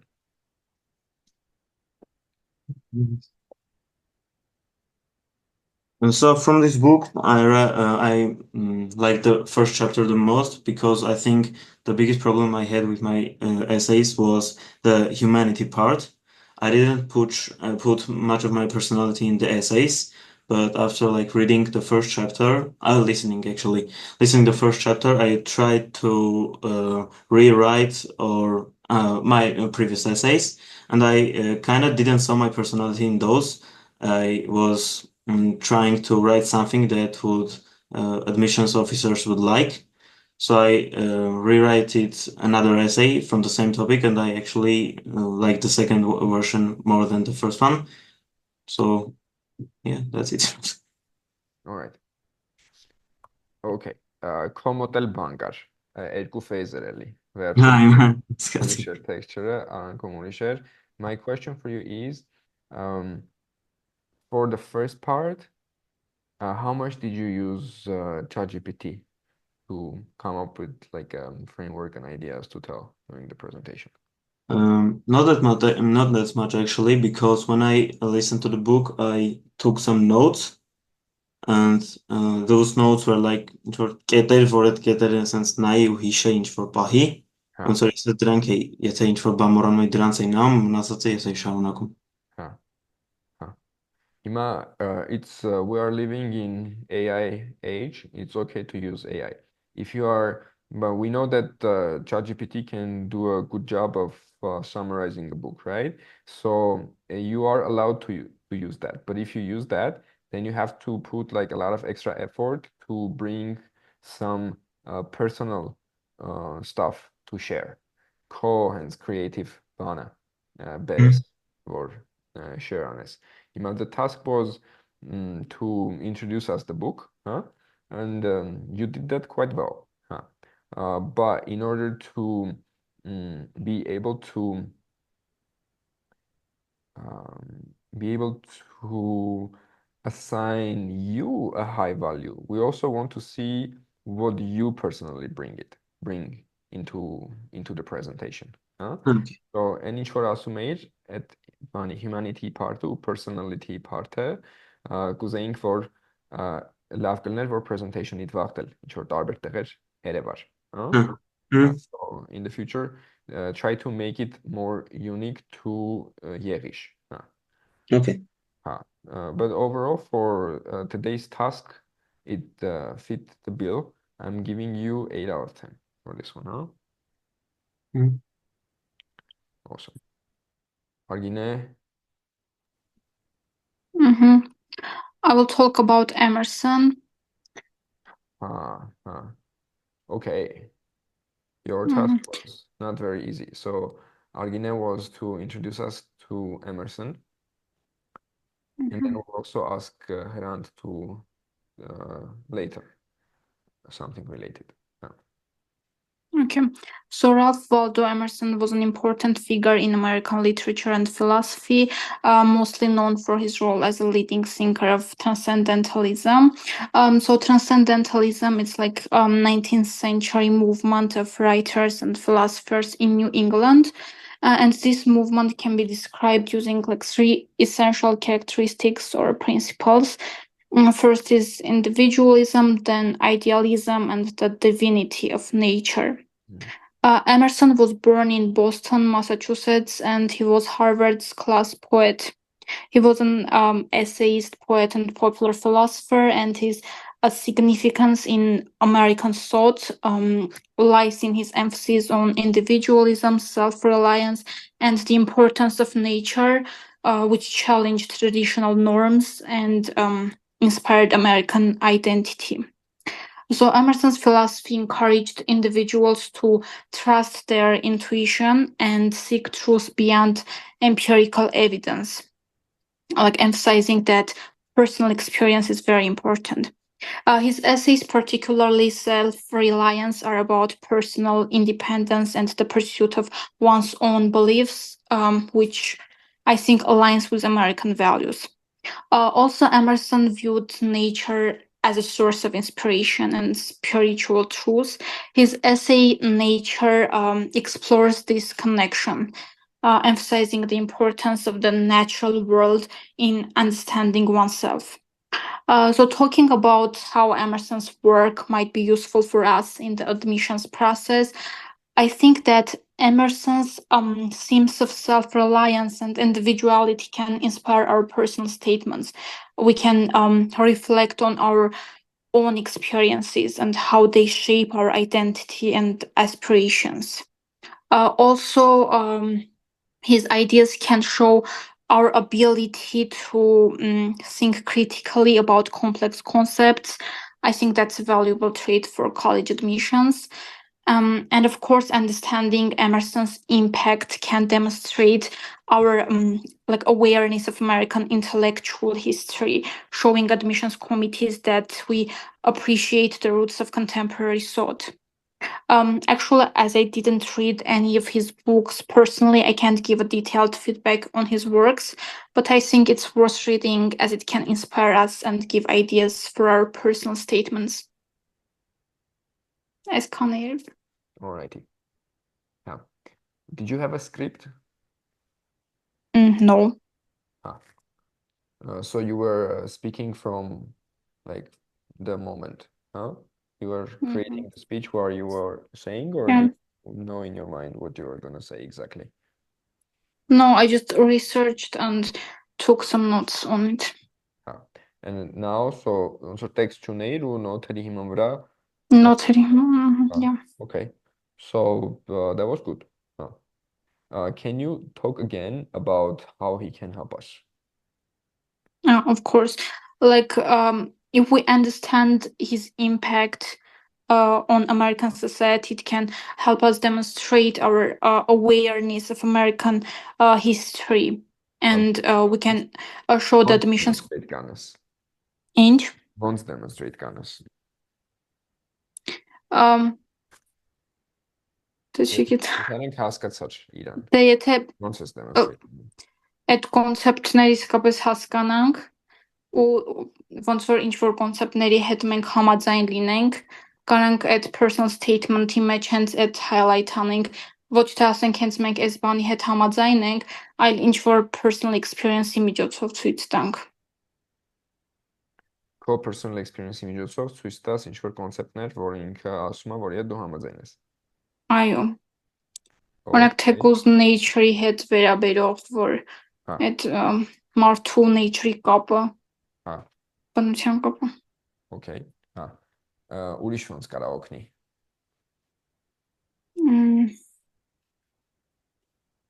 Դե self-reliance-ը իրական չեմ կարդացել, բայց ոնց որ TOEFL-ի listening-ներում դրա մասին ինչ որ lecture կար, եթե երեխեք կհիշեն, չգիտեմ ես հաստատ, բայց ոնց որ կար, այդտեղից կար տենց գաղափարներն էլ են դրա լավ։ Ահա։ Հասկացա։ Դե սկզբից այդ գաղափարների վրա պիտի ոնց որ reflect անես, հետո քո personal experience-ի հետ համապատասխանեցնես, հետո ցույց տաս statement-իդ մեջ։ Հա։ Լավ, հիմա տենց puzzle trick question for everyone, regardless of whether you know anything about Emerson beyond what Argine told us about. How can, like, if what Argine was saying was true about this person, what's another way he can help us in the process?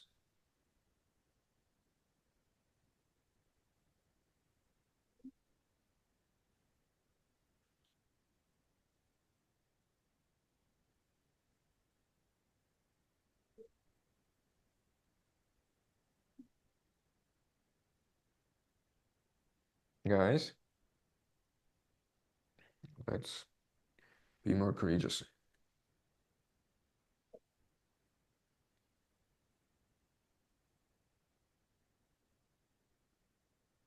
Yerish, what do you think? Մտքի դրան չի գալիս, չգիտեմ։ Georg?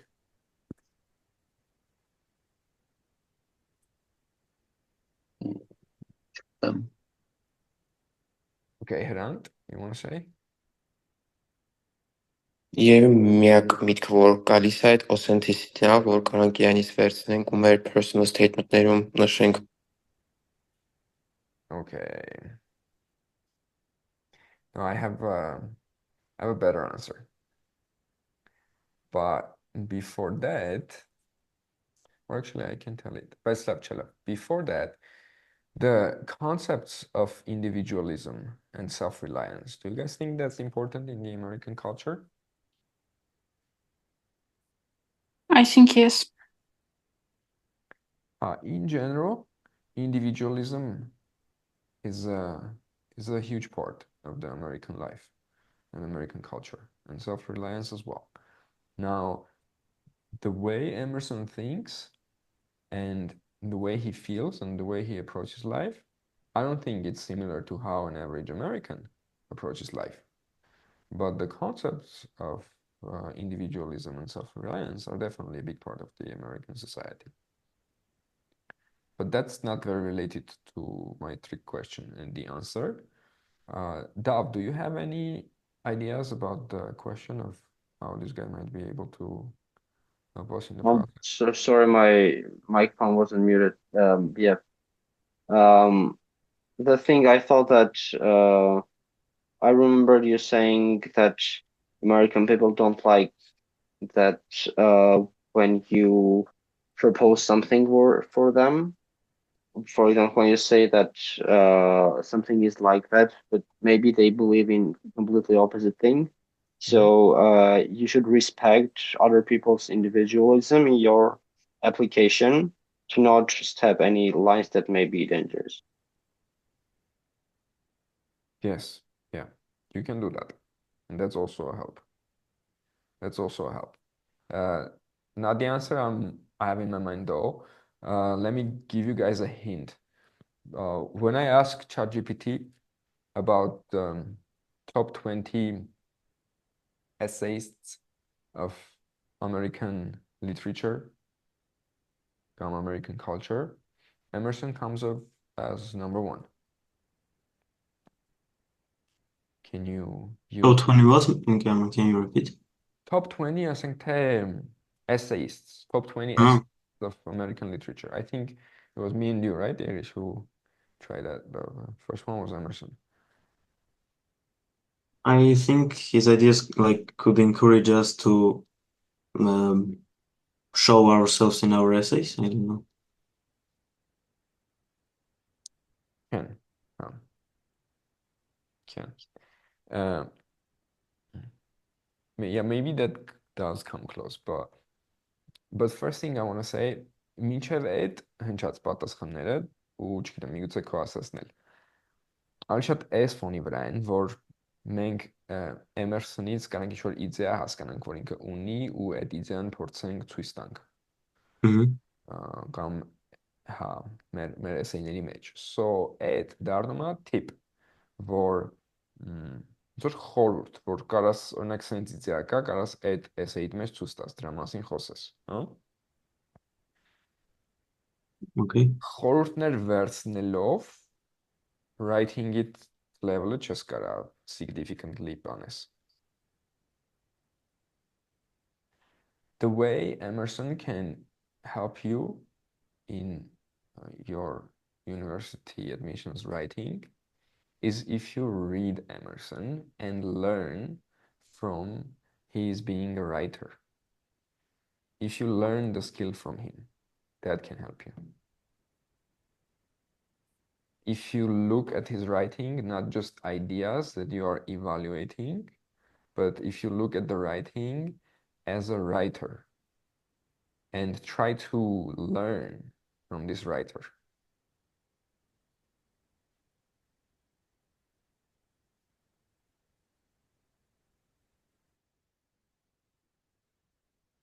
Comments?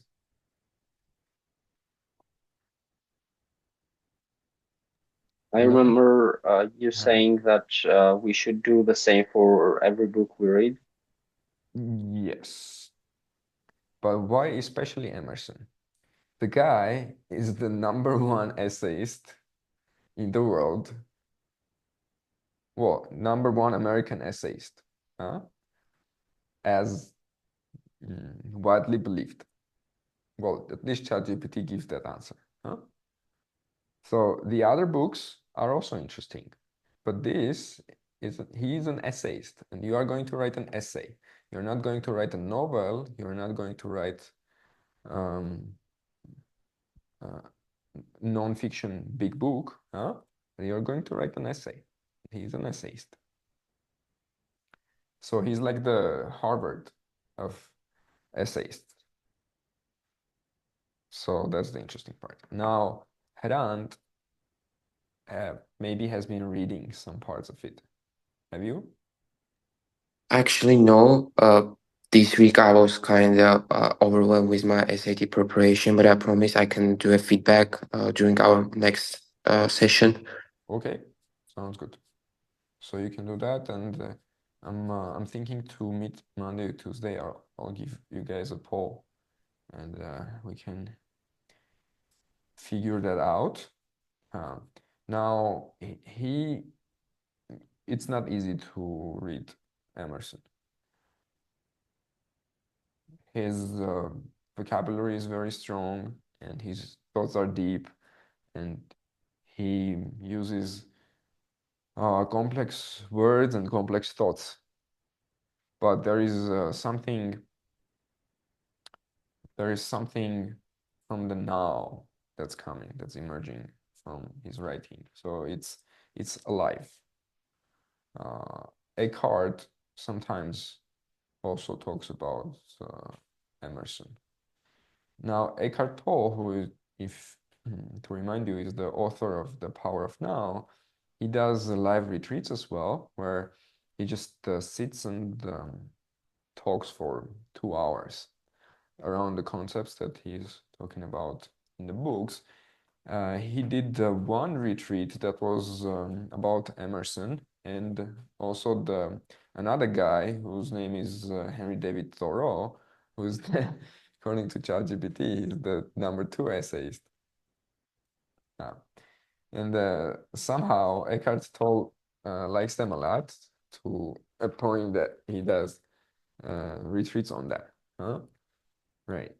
So perhaps I can assign a certain part of his work for all of us to read, and then next time we can discuss that.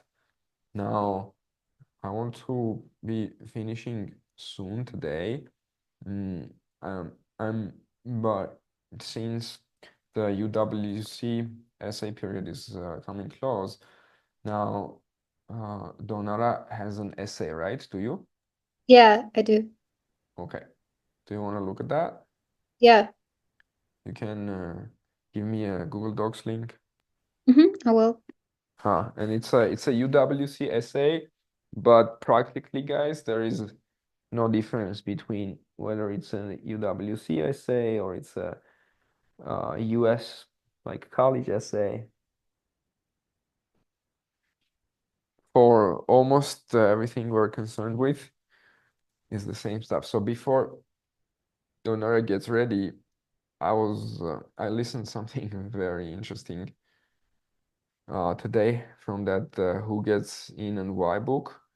For you guys, did I assign that or not for this time? I don't think so, right? I just mentioned it. But I've listened to it. Good. Did you like it? Did you appreciate it? I only listened the first 2 chapters and I really liked it. Okay, because after the introduction, the first 2, huh? Yeah. Those are the most abstract, no, not abstract, but they are talking about the history also and defining a lot of terms, huh? So the rest of the Yeah. chapters are even more interesting. So if you like those 2, I'm sure you're gonna like the rest as well. But by the way, let's have another required listening for all of us. That can be chapter 4, Playing the Odds Early Decision. That's 1 hour, and it's about the early decision in the US. And since early decision is coming soon, it's good to finish this one. So this tells a lot of interesting info about insider info about how the admissions officers deal with the early decision, and what are the actual forces that work there. And at the end, there was this one part that I just loved. It was very interesting. Let me just share the sound as well. I also sent the link to you. Thank you. I'm gonna share the sound here. Okay. Be able to compete with the applicants who come from this high school for regular decision. In a sea of sameness that becomes the committee's deliberations after several hours, it's once again a small element in a file that turns the group's opinion. You check it down. If your single ED bet should be placed at a college that's less popular with your classmates and one that's less of a stretch academically. In this case, the girl is outright rejected because the group knows she won't be able to compete with the applicants who come from this high school for regular decision. In a sea of sameness that becomes the committee's deliberations after several hours, it's once again a small element in a file that turns the group's opinion.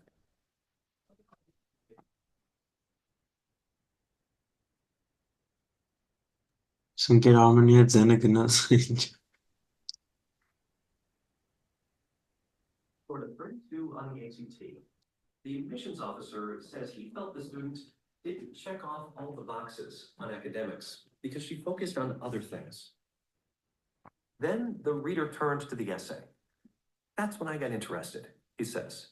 And so does the rest of the committee. Several sit up in their chairs to hear better. Others turn away from whatever is distracting them on their laptops.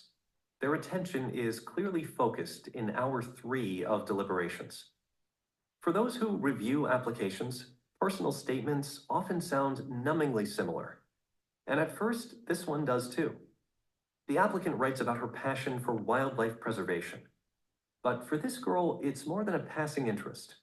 As the admissions officer tells the committee, she is a certified mahout. A few of his colleagues around the table raise their eyebrows. Either they want to hear more or they're unfamiliar with the term.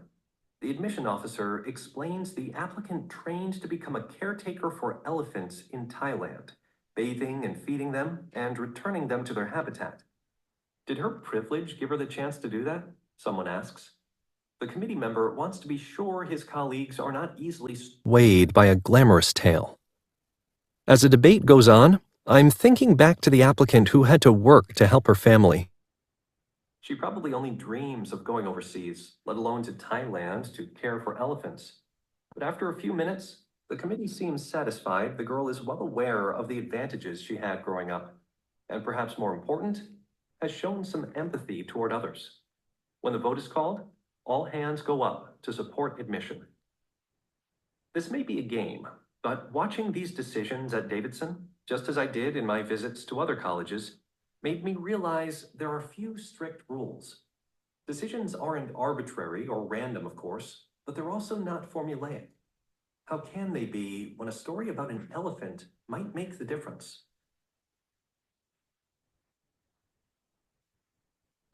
Comments?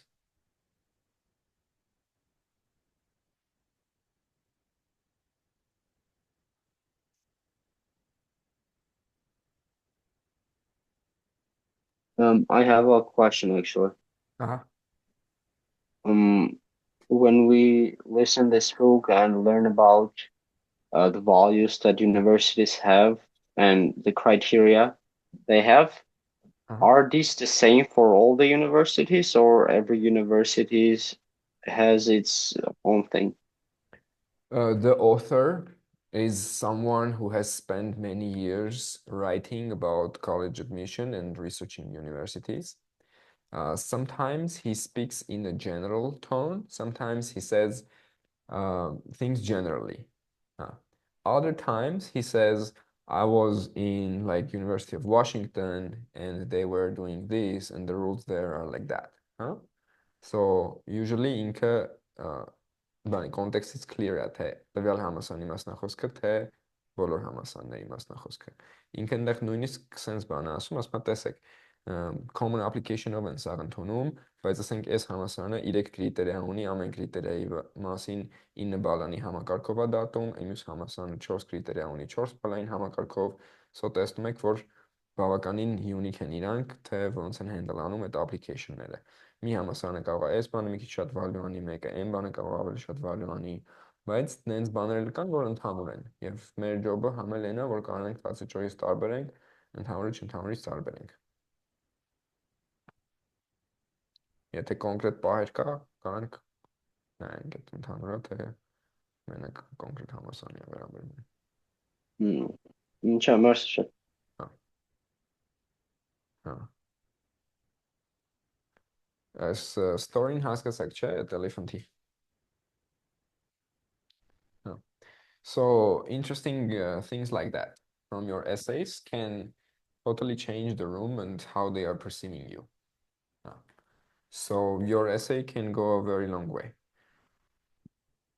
You need to present your academics well, especially if you are not from a high school that has a international standard way of reporting things.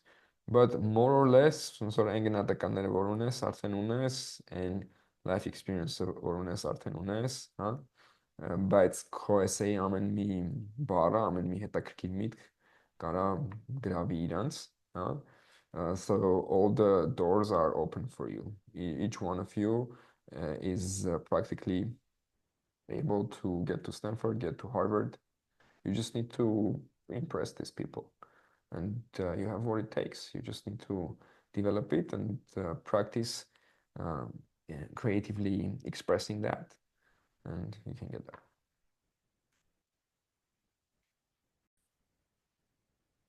Right. Income inequality. Some economic returning. Okay, who, in your opinion, should be responsible for solving this problem? Governments, non-profits, etc. Please describe the whole chain of stakeholders responsible. Which role would you pick for yourself in this solving process? Part of which organization position in it? Please suggest the actual steps towards solving this issue you would take and the reasoning behind them. Be specific. Who, in your opinion, should be responsible for solving this problem? Income inequality. Okay, trick question for everyone. Do you guys think that incomes of people should be equal? No, actually, can I answer?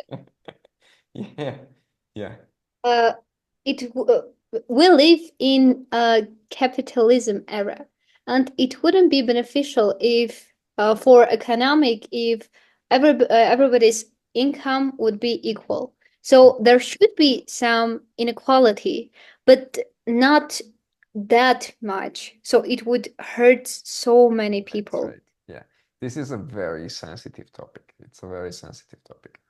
Yeah, there were four topics, and they were all about something about economy.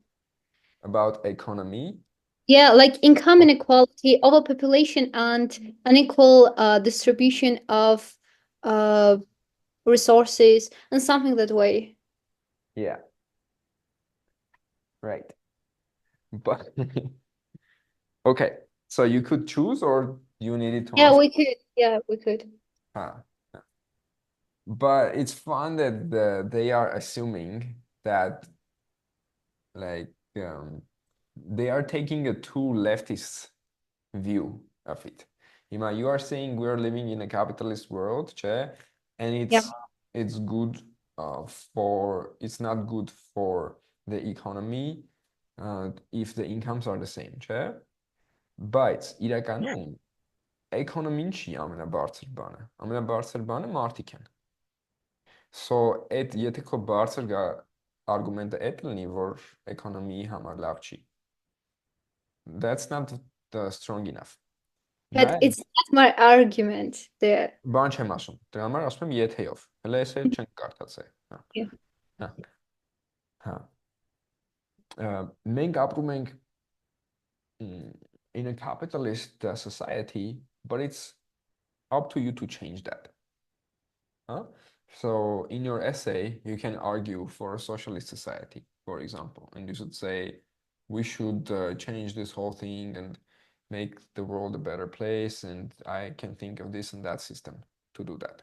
Տեսականում կարաս։ Հիմա You know, հա, can I ասա։ say something? So I did something. So I said about some I don't know how to say it, but technical things, how what kind of things we can do, and also the things that um I don't know how to say it. Okay, I can say it later because I don't remember the words now. All right. Okay. The way they are phrasing it shows that they are leftist, no? So իրենց հետ ավելի զգուշ պետք է խոսաս։ Հա։ Որովհետև իրանք ոնց որ ցույց են տալի, որ իրանք շատ sensitive են այս topic-ի հետ կապված։ Okay. Այ մի հատ տեսնենք դու ինչ ես գրել։ Nonsense. A skeptical response rang out, huh? Dangerous. Dangerous.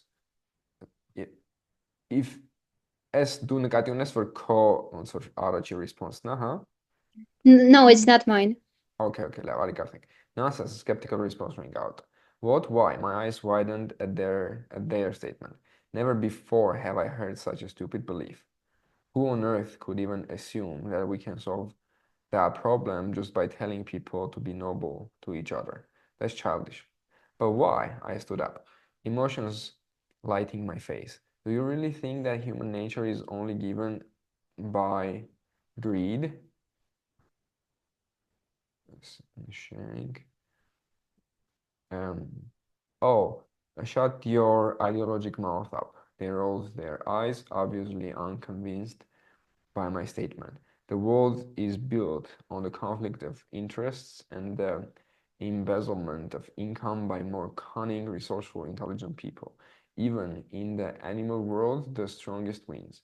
And you are talking about the equal distribution of income, which is just a utopia. Well, then I'm ready to show you a different perspective. A smirk appeared on my face. After that day, I thought about our dialogue nonstop. I didn't know who that person was, but they had a huge influence on my life. I don't think income inequality is a technical issue. It's more than that. Picture a world where fairness is not just a dream, but a core part of how we live together, where the rules we create reflect on our best selves and our interactions are filled with kindness and equality. To solve this problem, we need to work together. Governments have a big role to play in developing tax policies that ensure the wealthiest contribute their fair share. Raising the minimum wage, providing access to good education, and providing universal health care are not just smart economic moves, they demonstrate our commitment to treating everyone with dignity. But it's not just about rules. While some see human nature as driven by greed, why did I remember that? We must also recognize our capacity for kindness and empathy. The desire to help others and create fairness is part of what makes us human. In my vision, I would work on changing laws and inspiring people. This means pushing for better wages, fair taxes, and stronger rules for companies while promoting kindness and responsibility. Imagine communities where people are motivated to help each other. After thinking so deeply, After thinking so deeply about the answer, I looked at the mirror with a smile on my face. When suddenly I saw them. Yes, you got it right. It's the one person I had a discussion with. They tore apart like broken glass. Congratulations, you won, they whispered before disappearing. My eyes widened in a shock. Was it the whole time me? As in chat, Verge, was it the whole time me? So basically, I saw them in the mirror. So in the first part, it was some part of me Ah, that was disagreeing with my okay. statement. Ah, Okay. was it me again? Was it me the whole time? Tens Okay. tens negatywnas. Okay. Huh. All right. So there was a mirror, huh? Yeah, I looked at the mirror when I saw them. Huh. At the pesas mirror In the last part only. in the last part. At first, I didn't notice it. Hesa. After thinking so deeply about the answer, I looked at the mirror with a smile on my face. When suddenly I saw them. Yes, you got it right. The one person I had a discussion with. The one person. Stech them pahov. And he shines house at them gres. Yeah. Ha. Այտենց գրելը ավելի խոսակցական է։ Mm. Ես ավելի շատ կհավանեի, եթե դու դեմ գրեիր ու հոգնակի ելներ, ու չլներ the one person։ Ոնց որ միգուցե ինչ-որ The people. տարբեր ինչ-որ մտքիկներ կարային լինի, էլի քո մեջ։ Mm. Հա, միգուցե մի երկու հոգու հետ էիր խոսում, տենց է Ha, կարա։ Հա, ուղղակի հոգնակի եմ դարձնում դա։ այդ կարելի է մտածել։ They tore apart like broken glass. Congratulations, you won, they whispered before disappearing. My eyes widened in shock. Was it me the whole time? Nonsense, a skeptical response rang out. And what else made dangerous? It's a bit dangerous. So, եթե դա դու էիր ու ոնց որ քո առաջի reaction-ը nonsense-ներ դրա հանդեպ, այդտեղ մի քիչ risk կա։ So, Can I also say something? So also one of the things that they value is that at first you think something, but then you grow and you think that no, it was wrong, and you grow a self-awareness, and thanks to that you understand that no, you were wrong.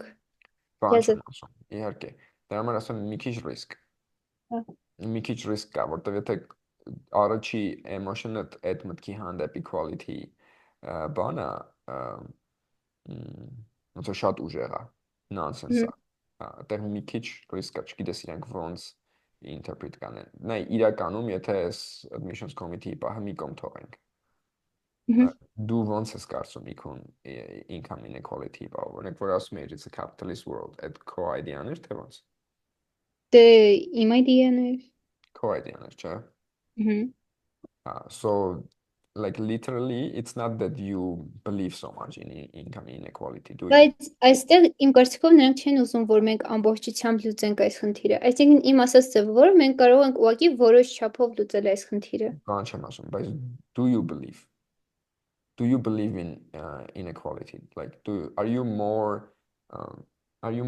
capitalistic really thinking that hey like ով ինչ ուզում է կարա սարքի իր կյանքում եթե շատ income ես ուզում նենց հրա որ շատ income ունենաս դու ավելի շատ այդ կողմն ես թե ավելի շատ այն կողմն ես որ ավելի socialist view-երով որ ոնց որ կառավարությունը հասարակությունը մենք պետք է նենց անենք որ հարուստներին շատ հարկենք ասենք եթե դու հարուստ լինեիր դու կուզեիր որ քեզ շատ հարկեն նենց լավ շատ հարկեն էլի ասենք 40% հարկ տայիր նենց որ մոտենար Դե իրար ուզի իհարկե որպես հարուստ, բայց կհասկանայի։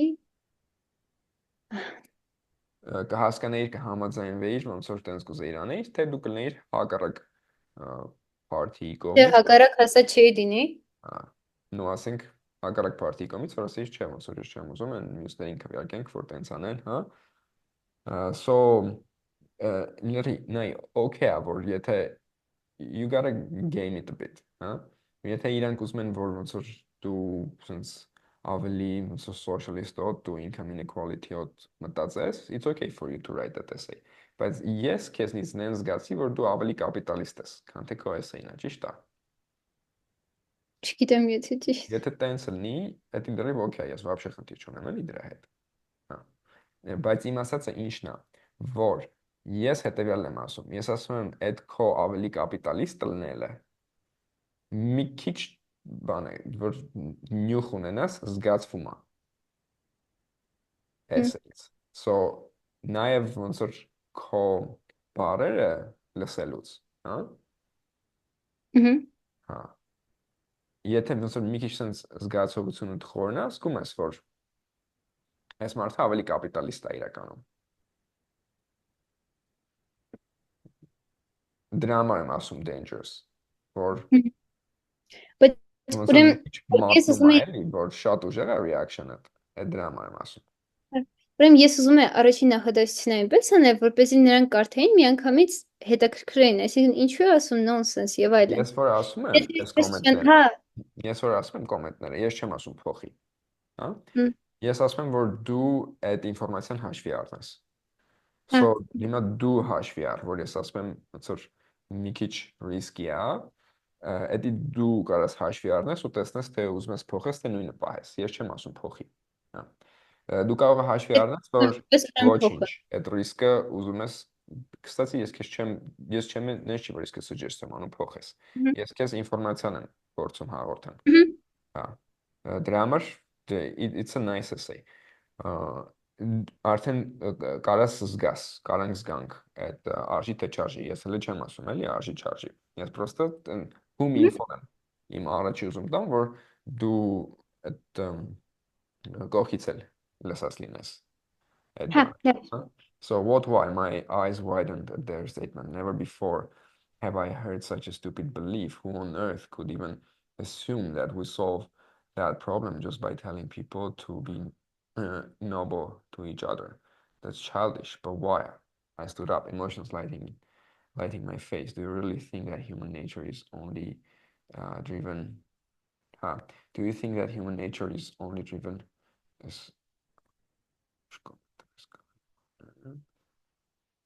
driven by greed? Oh, shut your ideologic mouth up. They rolled up their eyes. Jester ավելի բան կգրեի, ավելի soft կգրեի։ Էս որ նամանավանդ որ վերջում բարձում է որ այս քո ներքին դիալոգն է, հա?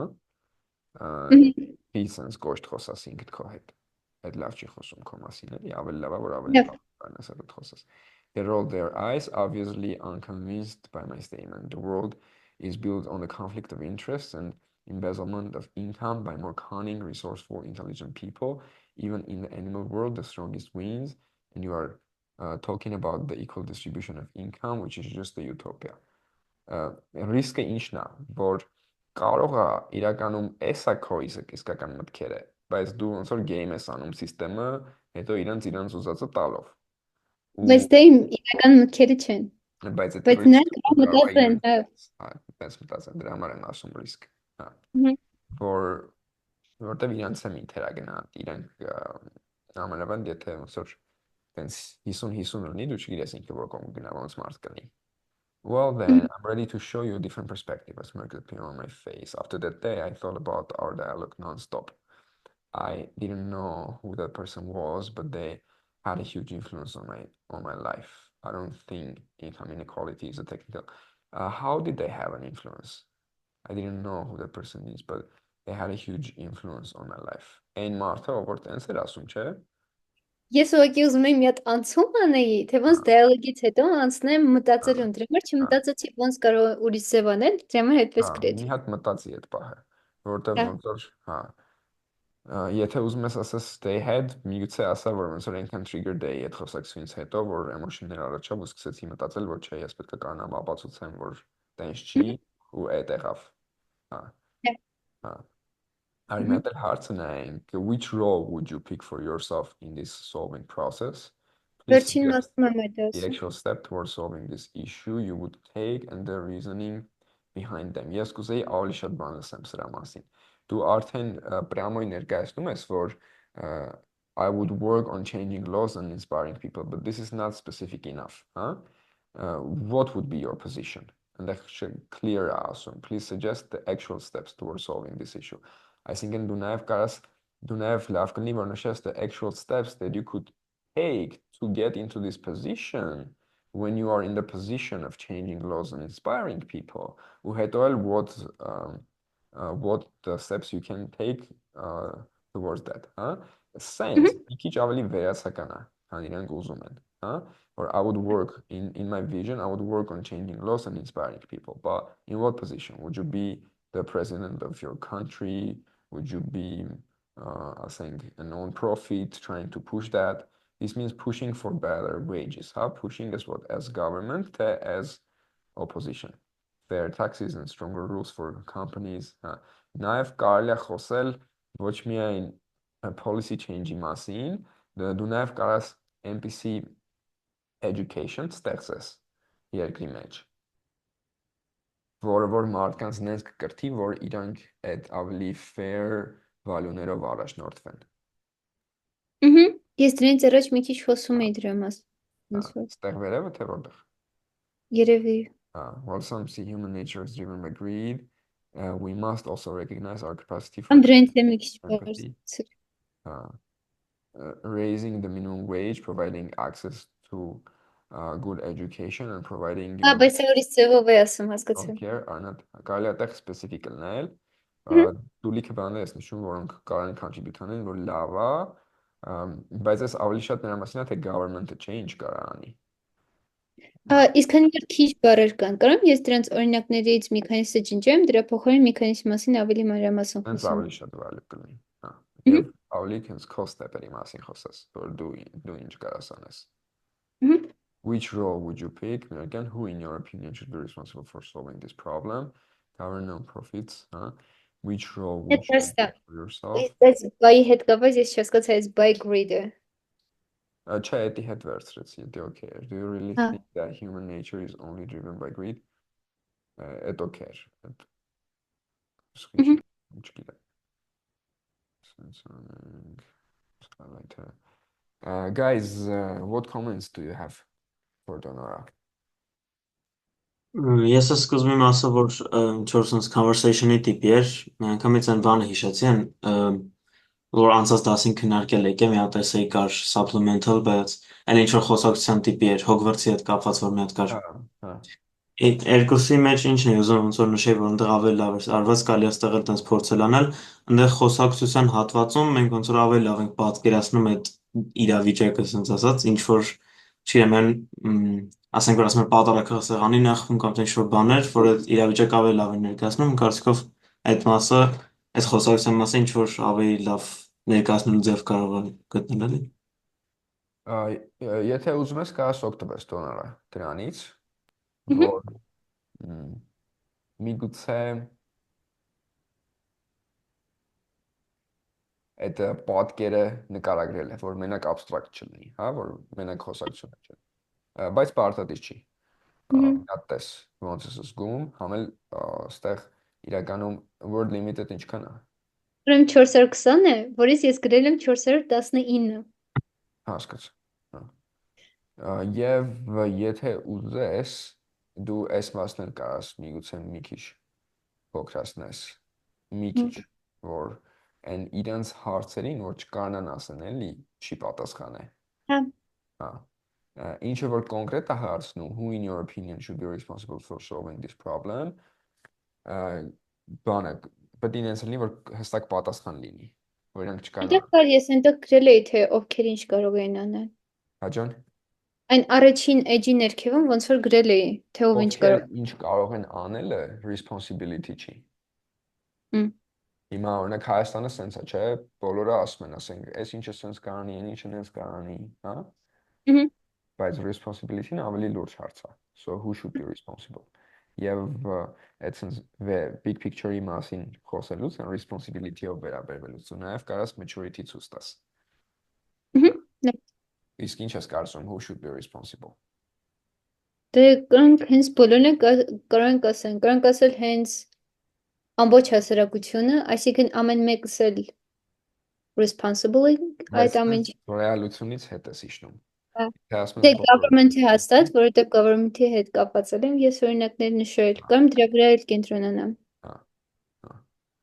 Եթե դու ասենք ամեն մեկս մեր պահի համար ենք պատասխանատու, Չէ, ամեն մեկս մեր պահի համար չէ, ամեն մեկս ընդհանուր աշխարհի համար։ նկատի ունեի ամեն մեկս մեր համապատասխան գործողությունների համար։ Հա։ Պատասխանատու, բայց այնտեղ մեկը մի 2-3 հատ կարևոր պատասխանատվության հարցեր կա, որ պետք է նշել ու որպեսզի յուտոպիա չլինի, պետք է ինչ-որ ճանապարհ լինի ներկա կետից դեպի այդ ու ով է պատասխանատու այդ ճանապարհը անցնելու համար, հա։ Government-ը պատասխանատու լինի, թե ասենք non-profit-ները, թե մարդիկ, հա։ Այդ responsibility-ի հարցը կարաս բանը մի քիչ խորացնես, որ ոչ թե սա էս կարանի, նա այն կարանի, այլ ով է responsible։ Ասում please describe the whole chain of stakeholders responsible։ Չէ՞։ Հա։ Այո։ Ամեն մեկինը կարաս հենց այդ responsible բառը օգտագործես։ Կարաս ասես the government is responsible to, I think, change the policies in this and that way. The opposition is responsible to push the government to do that.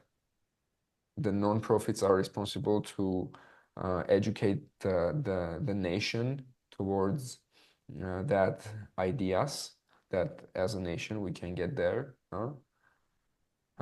And then I am responsible for that. ու քո ռոլը որ գտնես, որտեղ որտեղ ես ուզում լինես, կարաս նաև ասես, որ I am responsible to take the steps necessary to get to that point that I want to be in, and then I'm responsible to do the things that I can do there. Որ ավելի sense down to earth լինի, real լինի. But again, a creative, nice approach to it, which is welcome, I think. Elov comment ունի.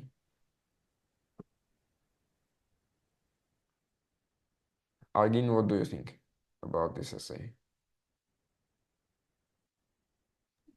Դե հիմնականում քո կոմենտների հետ համաձայն եմ։ But tell me one or two other things, new things that may or may not be, I don't know, good. Take a risk. Դե իրականում բան եմ, այս սկզբից որ էլի նոնսենսով է սկսում, էդ էլ ոնց որ մի քիչ ինձ էլ այնքան դուր չեկավ։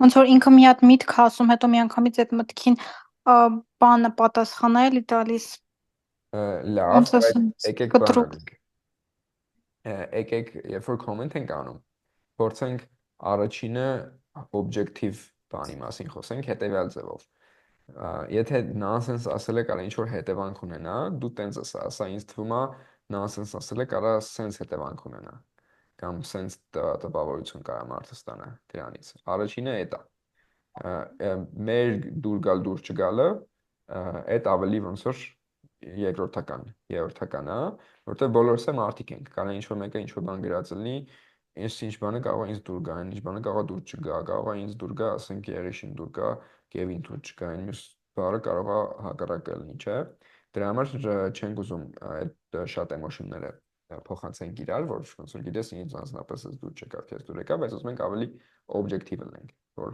թե այս ինչ բանը կարա սենց ընկալվի, այս ինչ բանը կարա սենց հետևանք ունենա։ Okay, հասկացա։ Դա նենց ընդհանուր ես տենց կոմենտ չունեմ։ Օրինակ նոնսենսի առումով այդ եթե տեն տեսանկյունից փորձես ասես։ Դե կարող օրինակ ընկալվի, որ օրինակ մի հատ միտք քեզ դու ասում ու մի անգամից հստակ այդ մտքին ասում ես չէ, սխալ է այդ միտքը, այլ չես ոնց որ կարաս ավելի երկար մտածես այդ մտքի շուրջ։ Օրինակ չգիտեմ ոնց բացատրեմ, ավելի շատ maybe լինի պատասխանը, քան թե մի անգամից ասես չէ, սխալ է այս միտքը։ But look, this is a heated argument. So in a heated argument, you can have կտրուկ as well.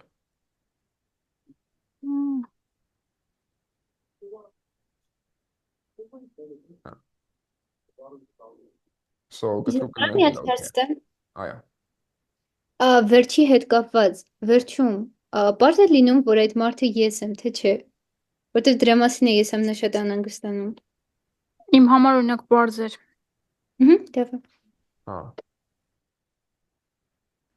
Այս վերջինը ինձ մի քիչ confused արեց, որ was it the whole time me at եթե sense լինի was it me the whole time? Հա։ Why and in shock was it me the whole time?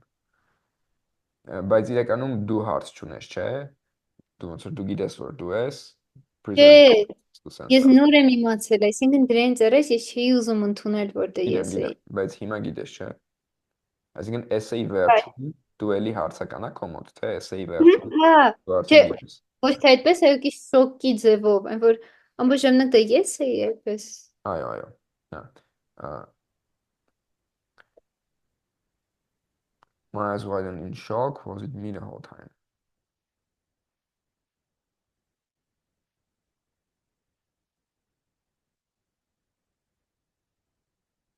Ու մի հատ էլ հարց, Հիմա այստեղ հարկացի մայր։ փակագծերի մեջ ես գրել եմ yes, you got it right, it's the one person I had a discussion with։ Հա։ Առանց սրա, արդյոք պարզ կլինի, որ դա այդ մարդն էր, թե չէ, թե ես After կարող եմ այս thinking so deeply փակագծին ուրիշ։ about the answer, I looked at the mirror with a smile on my face when suddenly I saw them. Հա, այս լավ ասացիր։ Ես չեմ սիրում you got it right here։ Ասեմ խի, Հա։ որովհետև այդ մարդը կարող է տենց get չանի։ Դու պարտադրում ես, որ ինքը պարտադիր պիտի տենց get անի, հա։ Եթե you got it right, ինչ անես, ասես yes, it's the one person I had. Suddenly I saw them. Yeah, yes. Այստեղ ես մի հատ հարց տամ էլի, չակերտներում օրինակ այդ մանրամասները արժի չակերտներում գրել, թե զուտ կարաս նենց էլ գրես։ Չակերտ թե փակագիծ։ Հա, փակագիծ։ Կարող է փակագիծում լինի։ Դու ոնց ես առաջարկում։ Դե ես սովորաբար օրինակ իմ օրինակով ասեմ ես, որ գրում եմ չակերտներում չեմ գրում, ոնց որ այդ ինֆորմացիան իմ մտածելով այդ ինֆորմացիան ավելի sense անկարևոր է դառնում։ Չակերտին, փակագծին թե որը։ Եթե փակագծի մեջ ես դնում, տենց իմ մոտ այդ տպավորությունն է ստեղծվում ավելի շատ։ Copy paste արան երկևը, թե դու ոնց կարա իր առաջարկեիր։ Ուզում առանց չակերտ լիներ։ Հələ մի հատ գրի։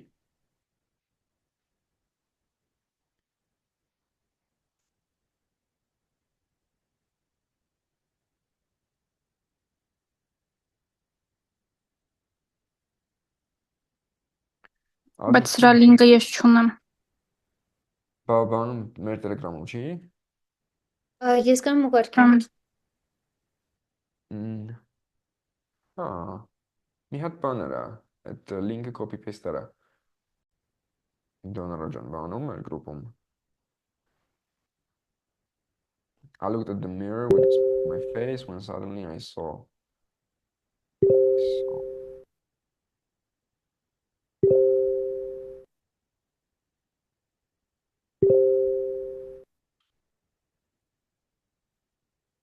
Այս սենց է կարա լինի։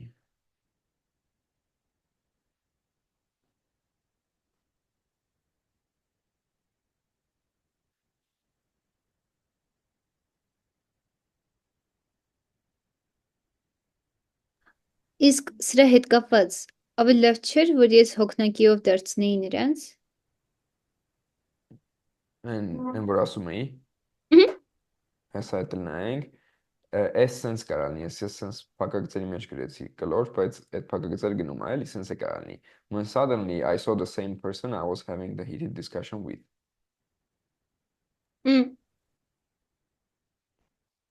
Եթե հոգնակիլներ սկզբում է, ինչ-որ բան պետք է փոխեիր։ Դժվար։ But why? After thinking so deeply about the answer, I looked at the mirror with a smile on my face. When suddenly I saw them again. I saw them again. Who I was having the heated discussion with. Ստեղ, եթե ուզում ես, որ հաստատ իմանան, ասի սենց կարած գրես։ Հաստատ Վաչին կմտածան էվի։ դրա վրա։ Հա ջան, Սա վաչին էվի։ քո creative choice-ն է։ Հա, դավ։ Հա։ Այդպես կան։ Հա։ Կարաս տենց անես, խիվատ նայմի, որ կարաս բան անես, իտալիկ անես, շեղ գրես, որ մի քիչ շեշտվի։ So deeply about the answer, I looked at the mirror with a smile on my face. When suddenly I saw them again. Them who I was having the heated discussion with. Ուստեղ կարա պրծնի։ Են մեն ասոցը չլնի։ Կարաս ընտրես, որ ավել լավ դրանցից։ They tore apart like broken glass.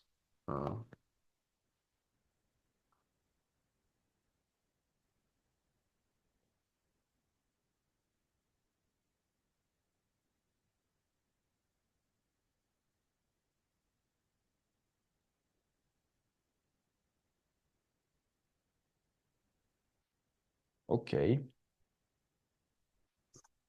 Մի հատ կարաս նորից վրա անցնես, եթե ուզես էլի կանք նայենք։ Այդպես։ Շնորհակալություն։ Խնդրեմ, ներկա։ Generally as zoom-ը ձև ունի, չէ, սենյակների բաժանվելու։ Ոնց էին անում։ Ես մի հատ research կանեմ։ Հա, այսա breakout rooms։ Հա։ Ու քանի որ մի հատ էլ էսեյ ունենք, որ բոլորը գրել են ու չհասցրեցինք այսօր նայենք, մյուս անգամ sense բան եք ուզեմ անեմ, որ we can at breakout rooms-ի գաղափարը գիտեք, չէ, ասենք 2-2 սաղից զույգերի կբաժանի ու մի 15 րոպե տենց կանենք, ամեն մեկը մյուսի էսեյ կարդամ ինչ-որ կոմենտներ կանի ու հետո հետ կգանք ընդհանուր դիսկաշնի մեջ ու միգուցե կընտրենք 1-2 էսեյ իրար հետ կանենք, նայենք, կոմենտ անենք եւ այդպես։ Հետաքրքիր է։ Հա։ Հա, ուզում եմ լինի, որ ինտենսիվ աշխատանք լինի, համ ուրիշների գործերը նայեք, համ ձեր գործերը նայեք ու ֆիդբեք ստանաք, ինչ որ հետաքրքիր սիստեմա կարող մշակեմ դրա հետ կապված։ Ով ունի հարցեր առհասարակ։ Early decision-ն մոտենում է, early deadline-ը։ Եթե burning question-ներ կան, մի 5 րոպե կարող տրամադրենք, դավ։ Հա, ես մի հատ մի քիչ վատ հարց ունեմ։ Okay. Ոնց որ ես լսել եմ, որ եթե օրինակ քո score-ը կամ GPA ցածր է, կարող դաժե քո application-ը չնայեն, այդ ճիշտ է։ Չէ։ Եթե դու TOEFL ես իրեն զուգարկել, որը որ 65 է, էլ չեն նայի։ Տենց բան ուղարկում ես իրենց։ Չէ, ես իմ անցած տարիների GPA-ն մի քիչ լավը չի։ ոնց որ կարողացած է լինի Գնա դրան բանի մտածում։ մոտ, գնա Սարգսյանի մոտ, ասանգեր Սարգսյան, դիմում եմ համասարան, եթե ընդունվեմ ֆիզմաթի պատիվն էլ, մի հատ կարակ ինձ թուղթ նկարեք։ Դենց աշխատում է։ Ինչու ոչ։ Բայց Պրոստը դու պետք է գիտակցես ոնց որ արածիդ հետևանքները, այսինքն պետք է տենաս թե տենց բանը դու ոնց որ տիեզերապես ուզում ես անես, թե չես ուզում, ինչ հետևանքներ կարող ունենա քո վրա, թե ոնց որ ռեալ քո արդարության սիստեմայի մեջ պետք է դնես, այդ ամեն ինչը կարաս ասես թե ասենք ֆիզմաթը մեզ շատ է տանջում, ուրիշ առարկաները չէինք սովորում, մենք չգիտեինք, որ պետք է դիմեինք, հա ինչ կլինի թող հիմա մի քիչ լավ գնահատականներ տան։ Այդ հաշվարկները մի հատ մեջը տարա, իսկ ռեալ թե այդ կարա լինի, թե չի կարա լինի, այդ պետք է փորձես տեսնես, եթե ուզում ես։ եթե անե հարցնում որ եթե տենց չանեմ, դրանից մեծ խնդրեմ կարա լինի։ Չէ, այս տարվան է ոնց, հա։ Այս տարվանը օքեյ է։ Yeah. They pay attention to your grades. Մհմ։ They do pay attention to your grades. Հա։ Հիմա thanks. You had an SAT, didn't you? Yeah. What's your score? 15-20. Okay, so that's a good score. So they're not gonna reject you because of your grades. Because you are showing that you are capable as an international student. You have a good SAT score, so they'll definitely read your essays. Բայց ինչի ավելի լավ դիրքում չդնես քեզ, եթե դա կարա հնարավոր լինի, եթե այդ գիրքը շարունակում ես լսել, դու կարաս տեսնես, որ իրանք քո application-ի տարբեր մասերին գնահատական են տալի, հա։ Հիմա քո essay-ը լիքը բան կարա փոխի, քո score-ը լիքը բան են, բայց եթե դու ասենք grade-երի առումով, հա, կարաս ունենաս, չգիտեմ, 5-ից 3 ու կարաս ունենաս 5-ից 4 կամ 5-ից 5 ու այդ թիվը իրանք վերջում գումարելու են քո թվին, որ քո ընդհանուր թիվը ստանան, հա։ Պետք է այդ թիվը ցածր լինի, եթե կարա այդ թիվը ավելի բարձր լինի։ Բայց Դե ոնց որ ես տենց ջր արդարություն չունեմ, որ գնամ ասեմ, որ նկարեն են գնահատականները, դրա համար չեմ ուզում դեռ փորձեմ։ հա, այդ է արդար չես համարում։ Դա ոնց որ չեմ կարող ասեմ, որ ինչ որ կարևոր պատճառ կար, որոնց պատճառով եմ գնահատականները ցածր են։ Դու այդ արդար չես համարում, թե դու քանի որ լավ պատճառ չունես, դու պրակտիկ կարծում ես, որ այդ չի լինի։ Դա երկուսն է։ Դե մի հատ գցի բռնի, որն է ավելի կարևոր քո համար, հա։ Տենց, որովհետև նայ, հիմա ասենք լիքը դպրոցներ կան, որ պրոստը հանրակրթական դպրոցը երեխեքը չեն սովորում, բայց նորմալ գնահատականներ են ստանում։ Հիմա ֆիզմաթը տենց չի։ Որ ֆիզմաթը տենց չի, էդ էլ չէ, լրիվ արդար չի, որ ոնց են խիպտի դու այդքան ոնց որ վիզ դնես տարբեր բանի վրա, բայց ոնց որ քեզ տենց դժվար գնահատականներ դնեն, դա էլ չի որ լրիվ արդար է։ Հա։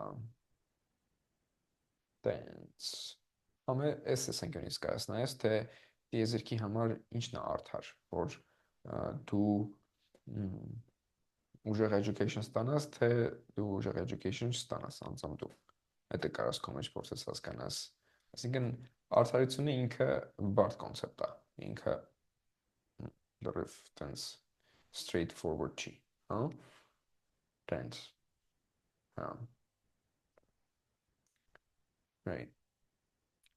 Եթե ոնց որ շատ վատնա այդ գնահատականները, չգիտեմ, C-երա, that's not gonna look good on your transcript։ Դե մեկը կարծելու են քո ամեն ինչը, բայց դրա համար քեզ մինուս են անելու։ Հա։ Հիմա եթե չես ուզում այդ սախ ոնց որ սարքես 10, կարաս չգիտեմ, 6-ը 8 սարքես։ Հա։ Մի հատ այդ ամեն ինչը կարաս հաշվի առնես իրար հետ, բայց ահագին sense ոնց որ resistance կա, որ ոնց որ ես չգնամ չդիմեմ մարդկանց, որ ինձ support անեն այդ հարցով, որովհետև կարող է չլինի, կարող է ինձ վատ նայեն, հա, այտենց բաները իրավունք չունես, որ այտենց էմոցիոնալ հարցերը իրավունք չունես, որ քո համար decision making-ի մեջ տեղ գրավեն։ Եթե գիտակց որեն դու զգաս հաշվես տիեզերքիդ խոսաս, հասկանաս, որ այս ինչ բանը արժի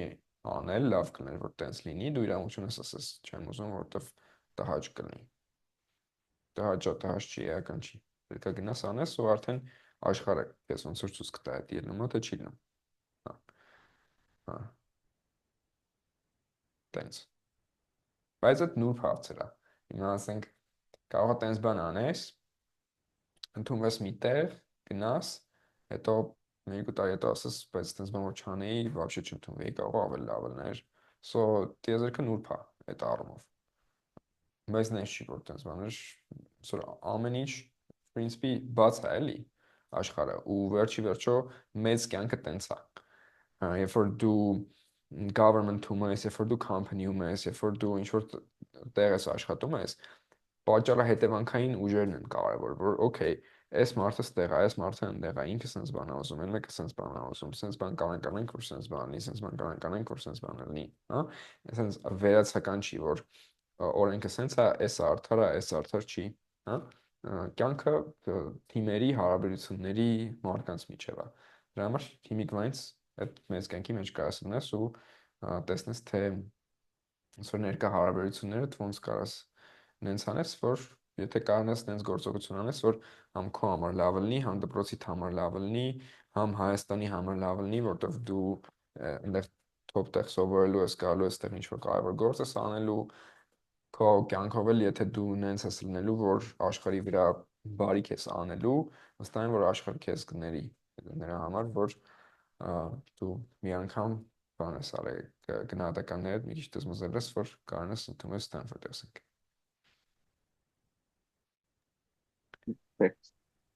Հրանտ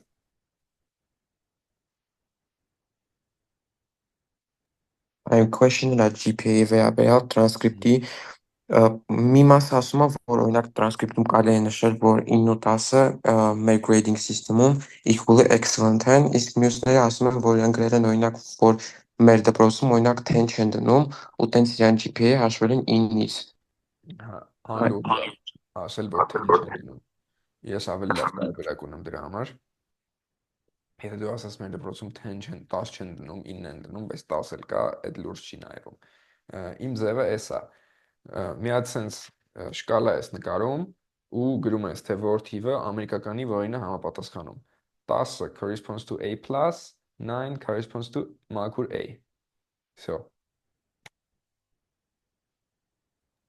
Okay։ Այդ դեպքում եթե 10 ունես A+ center, իսկ 9-ը լրիվ A ու կողքն է GPA-ի առումով ես գրում։ Այդ բանի մեջ գրում ես 10-ը, այնտեղ գրում է A+ ու ամերիկականով 4, 9 A էլի 4։ Եթե A+-եր ունես, կարաս 10-ը գրես A+, 4 ու 3։ Ուղղակի նենց պետք է անես, որ ձեր դպրոցից բոլոր դիմողները այդ նույն համակարգով ունեն, որ համասարներից Հավաքվի 10 չունեն։ հաջան չունես 10։ Չէ։ Համոզի թո 10-ը տնենք ես։ Եթե շատ մարդ ձեր դպրոցից մենակ դու ես իմում, թե լի մարդ կա։ Հրաժարվել մեր դպրոցից, բայց մի հոգի էլ է դիմում։ Հա, կանսելերը դուք եք։ Դե ունենք, բայց մեր գործն է։ Հաջան։ Ունենք որպես sense մարդ հա, տենց, բայց մենք ենք Հա, բանը, կանսելերի account-ը դուք եք, թե կանսելերն է։ Բաշի ես regular-ով եմ դիմում, դրա համար այդքան էլ չեմ խորացել, բայց եթե օրինակ մեկը անի ըլիով, հետո ես չեմ կարող փոխեմ, դրա համար միանգամից մտածում եմ։ Հա, չէ, դա շատ կարևոր է, որ սաղով նույնը անեք, որտեվ Հա, եթե համասարանը ստանա, ասենք մի երեխան գրի, ես մեր դպրոցի համար մեկն եմ, հետո մյուսը գրի, ես մեր դպրոցի համար մեկն եմ, ու ասենք նույն մարդը իրանց recommendation-ներ տա լրիվ ուրիշ ստիլերով, չգիտեմ, երկուսին ասի դուք համար մեկն եք, մեկին ասի մենք 10 դնում ենք, մեկին ասի դու մենք 10 չենք դնում, սաղին reject կանեն։ բայց մեր մոտ ranking կա։ Recommendation-ի մեջ, ասենք քո recommender-ը կարա քեզ գրի, ասենք Hrant is the, չգիտեմ, best student ever that I have ever seen, and մյուս երեխուն է կարող recommendation գրի, ասենք Vachik is the best student I have ever seen, հա, իրանք էլ ստանան, ասեն իրանք անես, ոնց sense, ասենք տենց բանի վրով կան սաղին reject անեն, Okay, լավ։ հա, դրա համար Մերսի։ երեխեք, հա։ Բայց այդ համակարգը ինձ մը լավն է, որ 10-ը ասում ես A+-ն է, 9 A-ն է, որ 9 հստակ է լինի։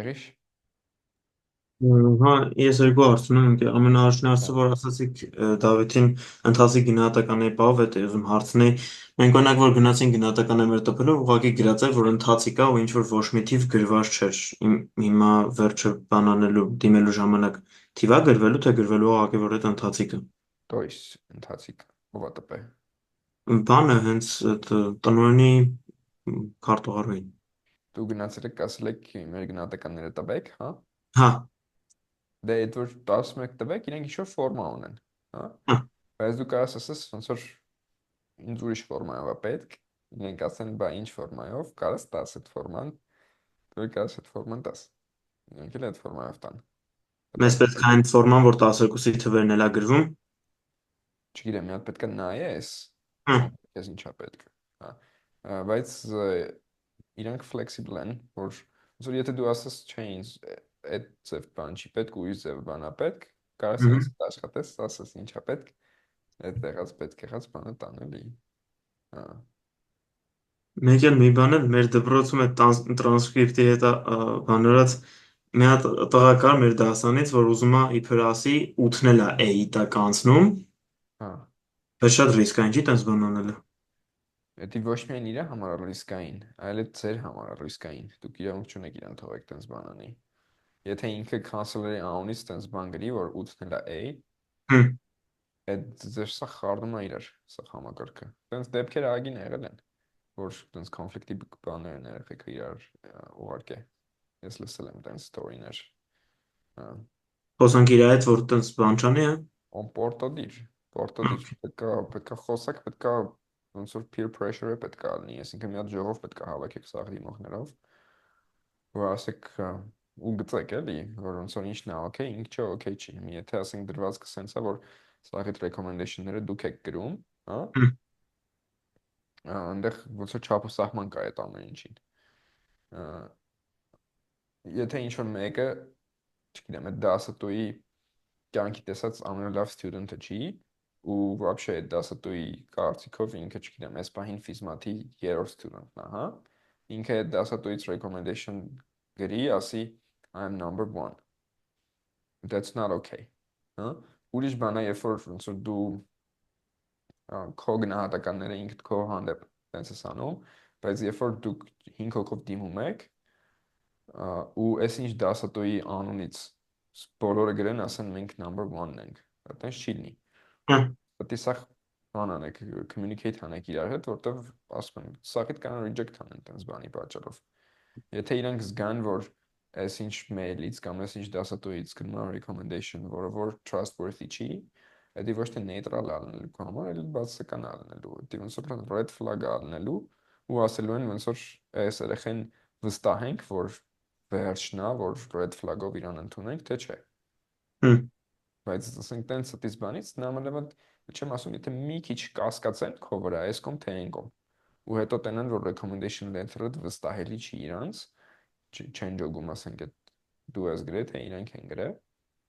դրա վրով մի անգամից կան reject անել։ Սա ամ, շատ կարևոր է, որ այդ քայլերը ճիշտ անեք։ հա, վեն ֆիզմատ մեզ գրուպով ինչ որ meeting sense կազմակերպենք միջև admission-ները սկսելը, որ Մեծ տես, գրուպով է կարաս կազմակերպես, բայց դուք պետք է սաղով իրար իմանաք։ Այսինքն դու պետք է քո comfort zone-ից դուրս գաս, գնաս գտնես այն բոլոր երեխեքին, ովքեր դիմում են, որտեվ կարող է իրանք գրուպարում ակտիվ լինեն, կարող է չլինեն, երեխեք կան, որ իրանք ասում են, լավ, ես շատ ցեն չհանեմ, միտինգներին չգնամ, որ ինչ ուզեմ անեմ։ հա, Գիտակցում, որ ինքը մենակ ձեզ չի վնասում, իրանց է լավ վնասում, էլի։ Հա, ես լսել եմ պատմություններ, որ տենց անգիտակից հավայի greedy քայլեր են մարդիկ արել, որը որ լավ չի։ Հա, բայց նորից եմ ասում, ոնց որ ամեն մեկից գործը այն է, որ մեր համակարգի մեջ մեր քայլերը կարողանանք տենց անենք, որ ճիշտ լինի։ So բողոքելու բանի հարց չկա էլի, այսինքն եթե այդ աշխարհը, դու պետք է տենաս ինչ կարաս անես դրա մեջ, որ ավելի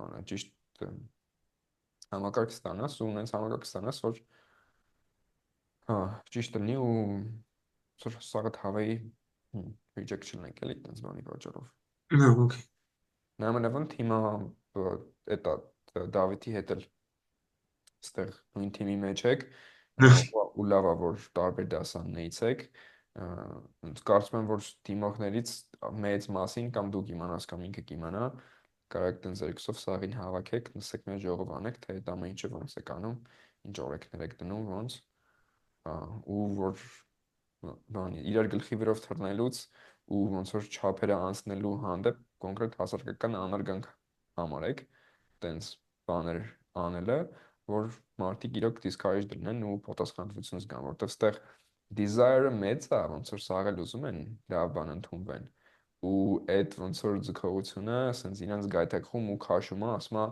չէ լավ ինչ ուզում ես արա նենց արա որ լավ լինի ամեն մեկս մեր կաշվի համար ենք բանանում այդ Դոնարայի էսեի նման այդ ձայները պետք է սուրբ լնես էլի որ ոչ մի տենց ինչ որ բան մեջը չնի but there are different degrees to that մարդ կա որ համարյա շատ քիչ է տենց անում կամ չի անում մարդ կա որ вообще մեկ է իրան ու просто тупо ինչ պետք է այդ ասում տակից ուրիշ բան է անում հա այդ է աշխարհը հա եւ արդեն դա մեծ կյանք եք մտնում պետք է փորձեք նենց անեք որ համ արդարություն լինի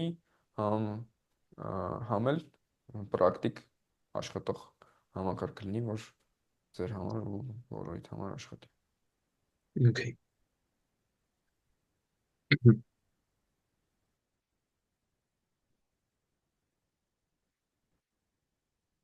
Okay, դե այսօր եկեք ավարտենք, communicate կանենք թե երբ ոնց ինչ, հաջորդը կարծում եմ երկշաբթի, երեքշաբթի